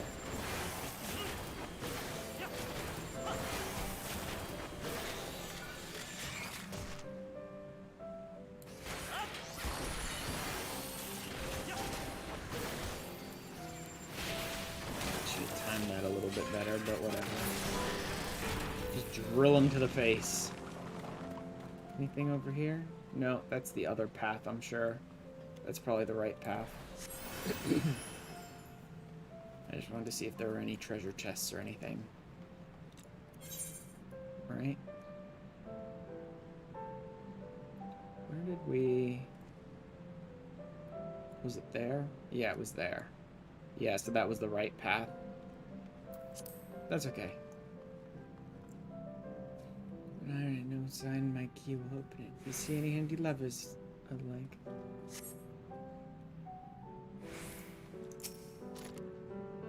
Engraven commentary. The beginning the Lord of the Inferno shared with us his flame. Speak the name of the gift he bestowed upon our bloodline.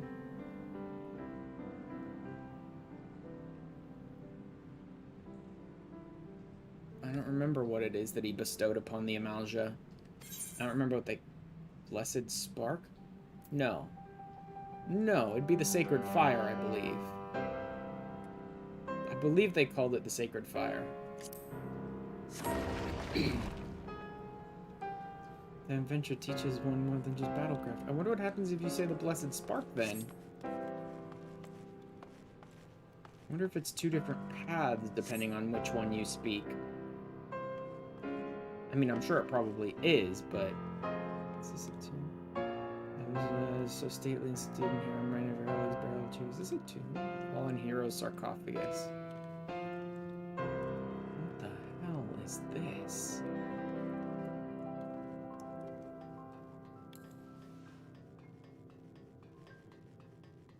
I mean, I guess it's the boss, but... This almost looked like some big reward at the end of a dungeon in a chest or whatever, but I'm guessing I have to fight the Fallen Hero or whoever the fuck he is.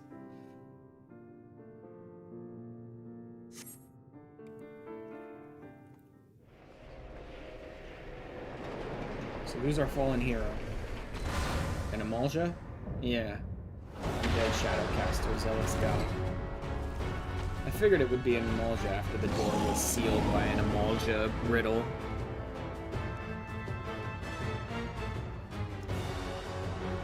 That's a big Amalja.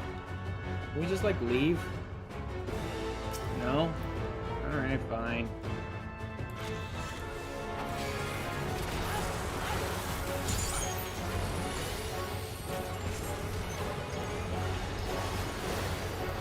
Can be hard for this word have endured so long.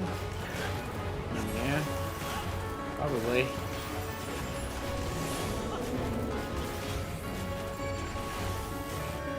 Well, it was a good thing I friggin' shielded there, because that would have killed me. Firm brand. I'm guessing don't stand in front of them, maybe? Yep, don't stand in front, and they take up a quarter of the arena. Don't stand in front. Whew. Big hits.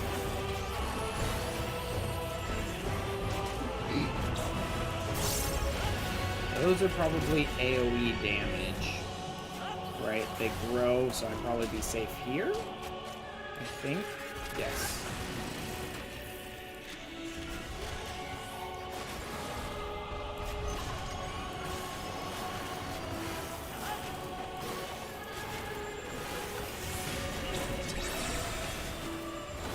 Oh, those are gonna move. I'm actually fine right where I am, I bet. Those are gonna move, aren't they? What the fuck was that? Where the fuck did that one even come from? Excuse me, game, where the fuck did those ones in the middle even come from? Like, I see two that are gonna move, and then suddenly two just randomly appear in my face. There was no indication he was summoning any more in, or that they were already on the field anywhere. Where the fuck am I supposed to stand then? I can't even begin to read what just happened there. Like, how am I supposed to survive it when I have no clue what just killed me?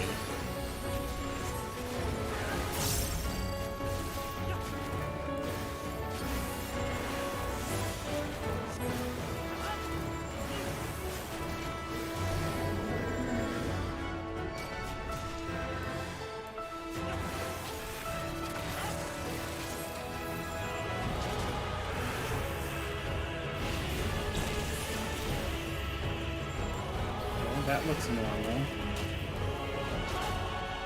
I saw the other ones were sliding. I didn't see what caused him to just summon two in the middle of nowhere out of nothing.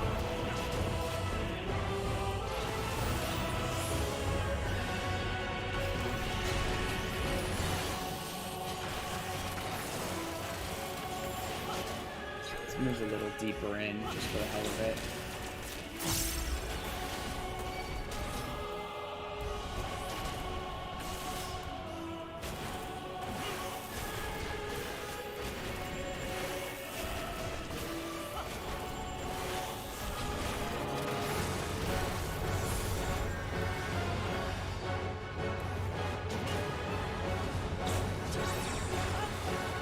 Okay, now I see what's happening there. But that means I need to be over here, right?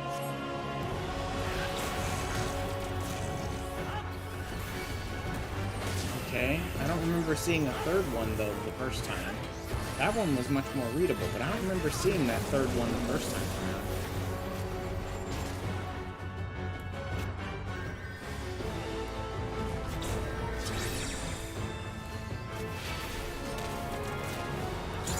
This one I can read.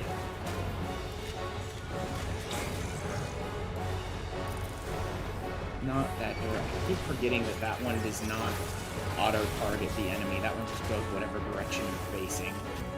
Makes it much more worthless.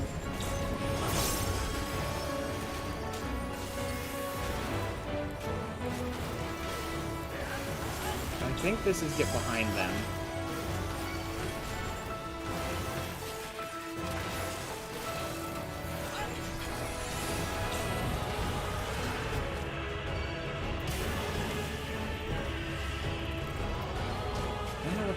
Of those staying like that, though. I think they're just supposed to cut you off from areas of the arena for a little while.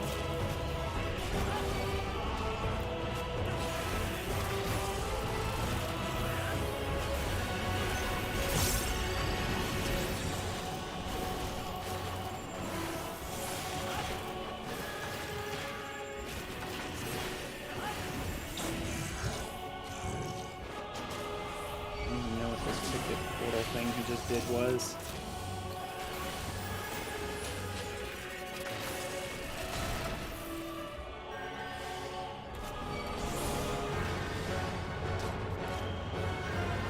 Okay. Cast a shadow. I'm guessing it's in order like that? Yep.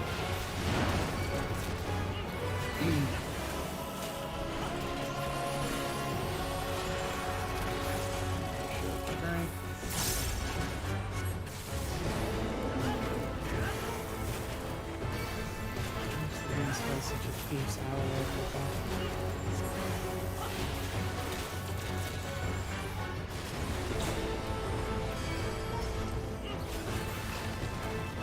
Wait, what am I supposed to do here? In between them, right? Okay. So I can move back and forth. I need to put Purifier down here so I have an area to move out of it for. Shadow? Yeah, I have to do it while he's doing other stuff to, like, gate off parts of the arena. Okay. Okay, that was a little weird, a little wonky, but I was able to understand it.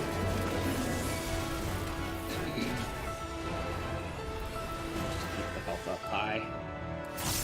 Should be okay for now because I don't have any going stats, but let's just keep the health up high.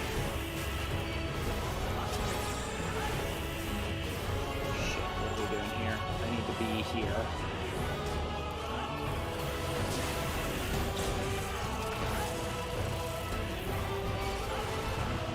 A little closer than I wanted, but was in the right place. There we go. Health up high for the tank buster.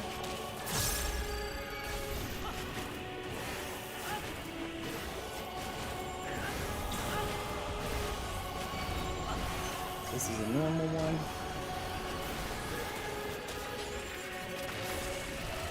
Get out of the zone. This is a teleporting one, so get over to this side. No. Here. No. Here. What the? What was that? Was I standing in the cards portal and it took me with it?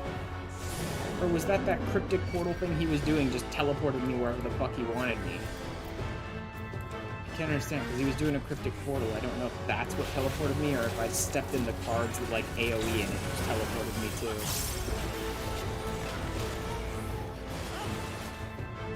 Oh, I need to be in between here.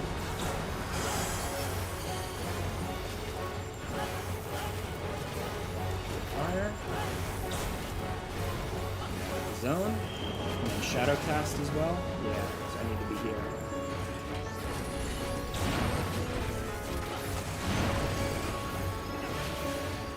Strength, put shield up.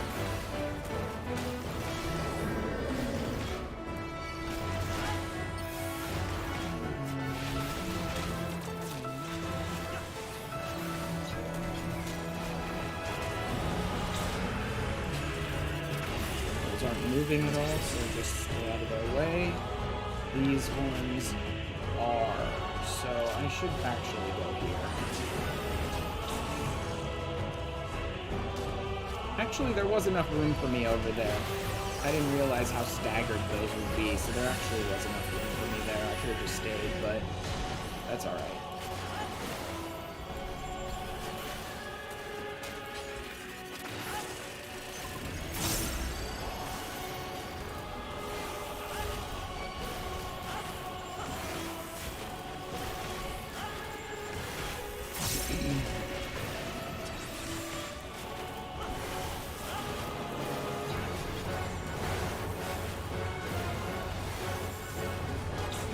He's using Cryptic Portal again. I don't know what that... I think that's what the little purple markers are, is when he uses Cryptic Portal. That's supposed to be like he's the one teleporting them around, and that's what the purple markers are. So I'm pretty sure I just stepped into the purple marker at the last second and got teleported that one time.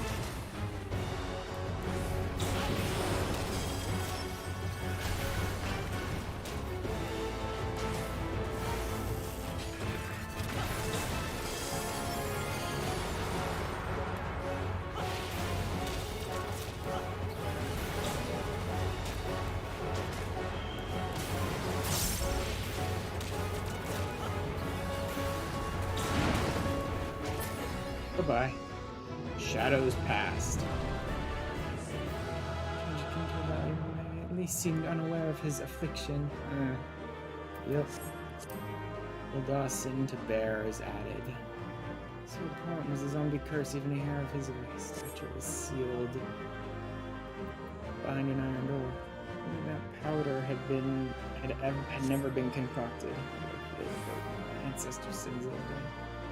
Make our return then. Seems little reason to linger here. How's the discovery going? Pretty good. Defeat Shadowcaster, Zealous, and Silky. So I've been through 3? No, 4?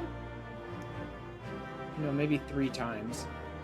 I spent a while just waiting and like just queuing up for ass normally, and like an hour later no one bothered to join me, but I was doing other stuff anyway during the time, so that didn't go anywhere.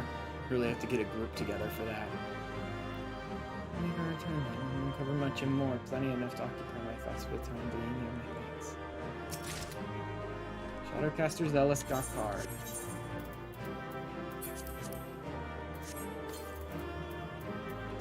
I also picked up the Sewer Skink and the Sabatender Parasol from a single chest from the previous one that I fought,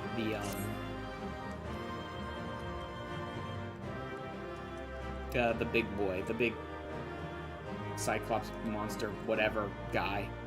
It's more fun in group because you have a lot of paths depending on what you want to do. Yeah, I can see that. I'll probably end up doing ass like off screen with FC members or friends or things like that when we have a set group. But it's pretty fun. Actually, most people only do it until having all explorations. Yeah, that makes sense too. I actually think I have a lot more fun running it as Machinist than I do Paladin. I think Paladin, I feel more secure running it as Paladin. As Machinist, it gets a little more hectic a little more often, and I have to rely on Rampart a little more. I don't have, like, my own mitigations, and so that... I normally don't like to be super stressed out. I like to be able to, like, calm down and run things at my own pace and stuff. But Machinist, I think, adds just that little extra tidbit of lack of security that Paladin has that sort of, like, gets me excited, where I'm like, wait, gotta wait for the shield. Okay, move around the mechanics. All right, pop the shield. Okay, now pop Tactician. Now keep these going. Now keep everything running. Sort of.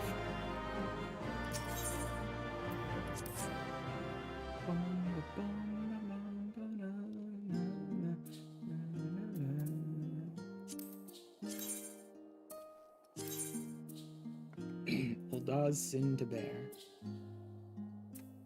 Oh yeah, my journals. I've only got 3 of them.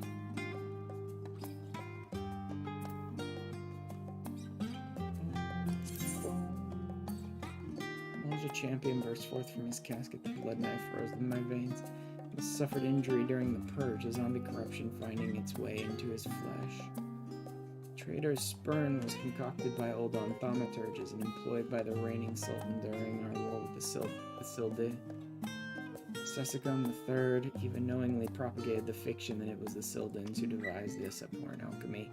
Yeah, I know. I've run the Hildebrand stuff for ARR. The effort to turn their own citizens into undying soldiers. The accusation from the House of Thorns saw Sesicon III later punished for his heinous acts, and thus ended the First Old Dynasty. His lies, however, would live on to become accepted history. His deceit was upheld by a desire to preserve not only the old dynasty's authority, but also the standing of the Order of Northal, an institution deeply entwined with thaumaturgical practices. It could be said that few Uldans would wish to accept that their home was built upon the corpse of a city so brutally slain by their forebears. Without a clear view of the past, we cannot be sure of our course for the future. The sight of that rotting Amalja hero was all too stark a reminder. As Sultana of the House of Ol, I bear responsibility for my ancestors' atrocities. We suffer for the truth, even as Ishgard did for hers. The time has come to set the record straight. Yeah. I have a number of more paths to go down. It feels like I've only done this a few times, but it feels to me like Nanamo is leading you down paths you have not done yet every time you go in. I don't know if that's true, but it feels like the journal keeps track of which paths you've already seen, and Nanamo kind of directs you down routes you haven't been to before as you're going through, which would be helpful.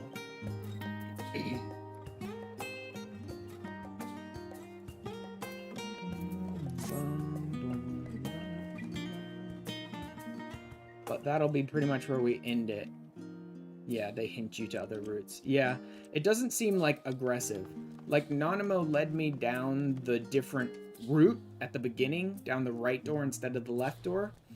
But when I got to the point where it was like, let's raise a bridge, one of the two bridges, so we can continue on the path, it's not like she specifically said, I'm feeling like the left or the right one. She let me choose that one. So it seems like they kind of gently push you towards routes that you haven't been down before, but it's probably the kind of thing you could still easily, like, mistake if you're not paying attention. Also, I was kind of amazed when I got the umbrella and the skink from a single treasure chest. Game? Do I have to put the umbrella away? Yes, I do. It's just random for the first choice. Yeah. Hi, buddy. Also, I'm kind of amazed when I was reading the lore on this creature that, like, it's strong enough to kill Vilekin itself. It's this tiny little lizard. Like, it's strong enough to murder Vilekin with its electric tongue. That's impressive. But yeah, I was amazed. When I opened that chest after the boss fight this time around, and I got both a minion and a fashion accessory out of it at once, I'm guessing I rolled pretty high on RNGesus there. Useful if there's the same amount of people on different times. Also, don't I have 9 now? Yes, I have 9 now. Nice.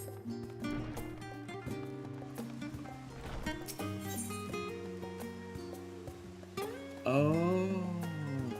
So when you're in another Sil'dihn Subterrane, the fact that you go in as a group of 4, you, like, vote on which paths you want to go. And she can, like, vote as well to, like, tie break for you. That is interesting. They let their NPC tie break votes for you so you don't get stuck with, like, 2-2. Skill chip exchange. I wouldn't have any silver. I haven't done that yet. Ample appreciation, baby. Wow.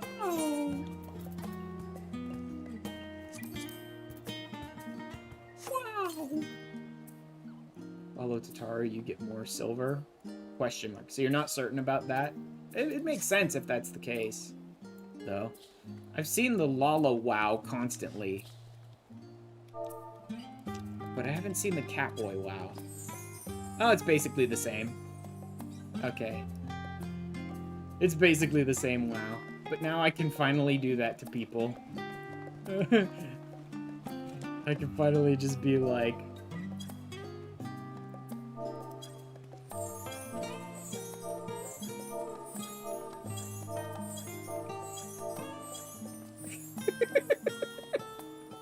Sorry. Oh, God. And then, of course, the other one.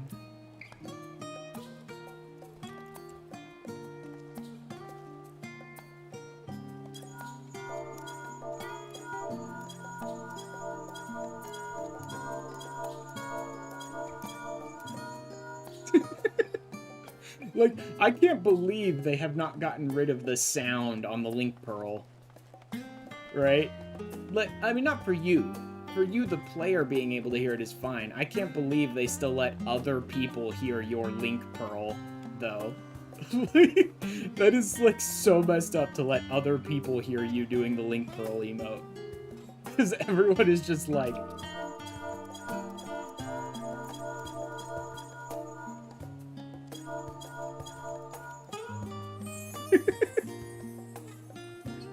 It's still busted. The Link Spell one, I believe, is current PvP. It's the current series, right? Yeah. You only need to have rank 5 in the current series of PvP. I still need to get the damn mount and the outfit. I hate PvP so much. Like, I can't even be bothered to keep up with, like, Crystal Conflict, because God do I not want to. I mostly do frontline and just travel with the pack, right? Because if someone's gonna get 30v1'd, I'd rather it be everyone else but me. So I just travel with the group in frontline mostly. Alright. That's where we'll go ahead and end it for today. So let me hop on over to Twitch real quick. I can close this one. And then see who's streaming. Find us a place to go.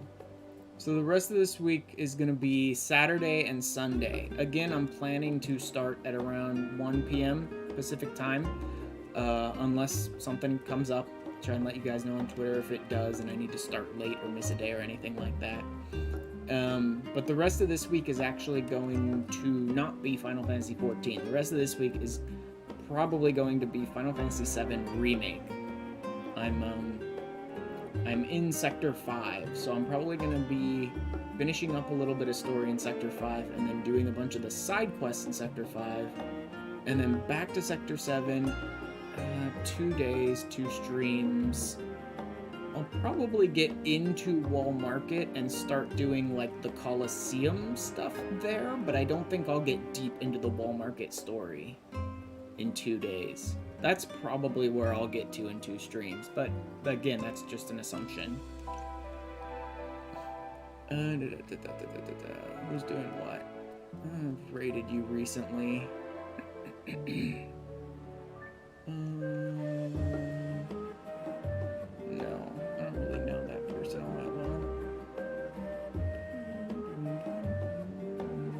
There's a lot less people doing Final Fantasy XIV today. Let's do what?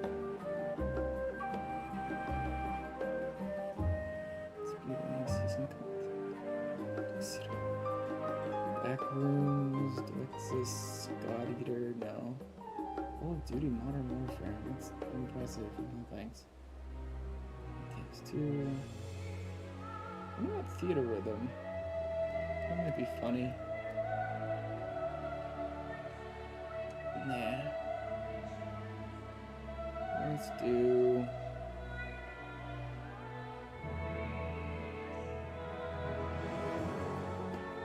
Not a ton of people.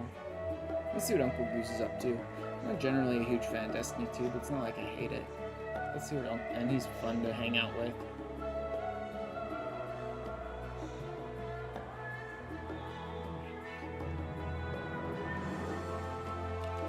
Yeah.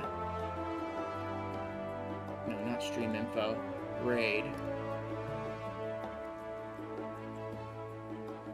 Alright, we're gonna pop over to Uncle Goose today, who's doing some like the Destiny's like current season content stuff.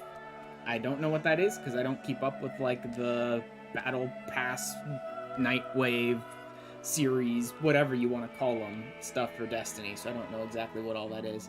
But Uncle Goose is always fun to hang out with. So we'll head over there. And I will see you guys again on Saturday for some 7 Remake. Finally getting a little further into that game. And if I can get to the Colosseum section in Wall Market over these next 2 days, then the next 2 streams, then that would give me a place where I can like kind of grind out XP and AP and stuff off stream if I feel like it. Anyway, I will see you guys later.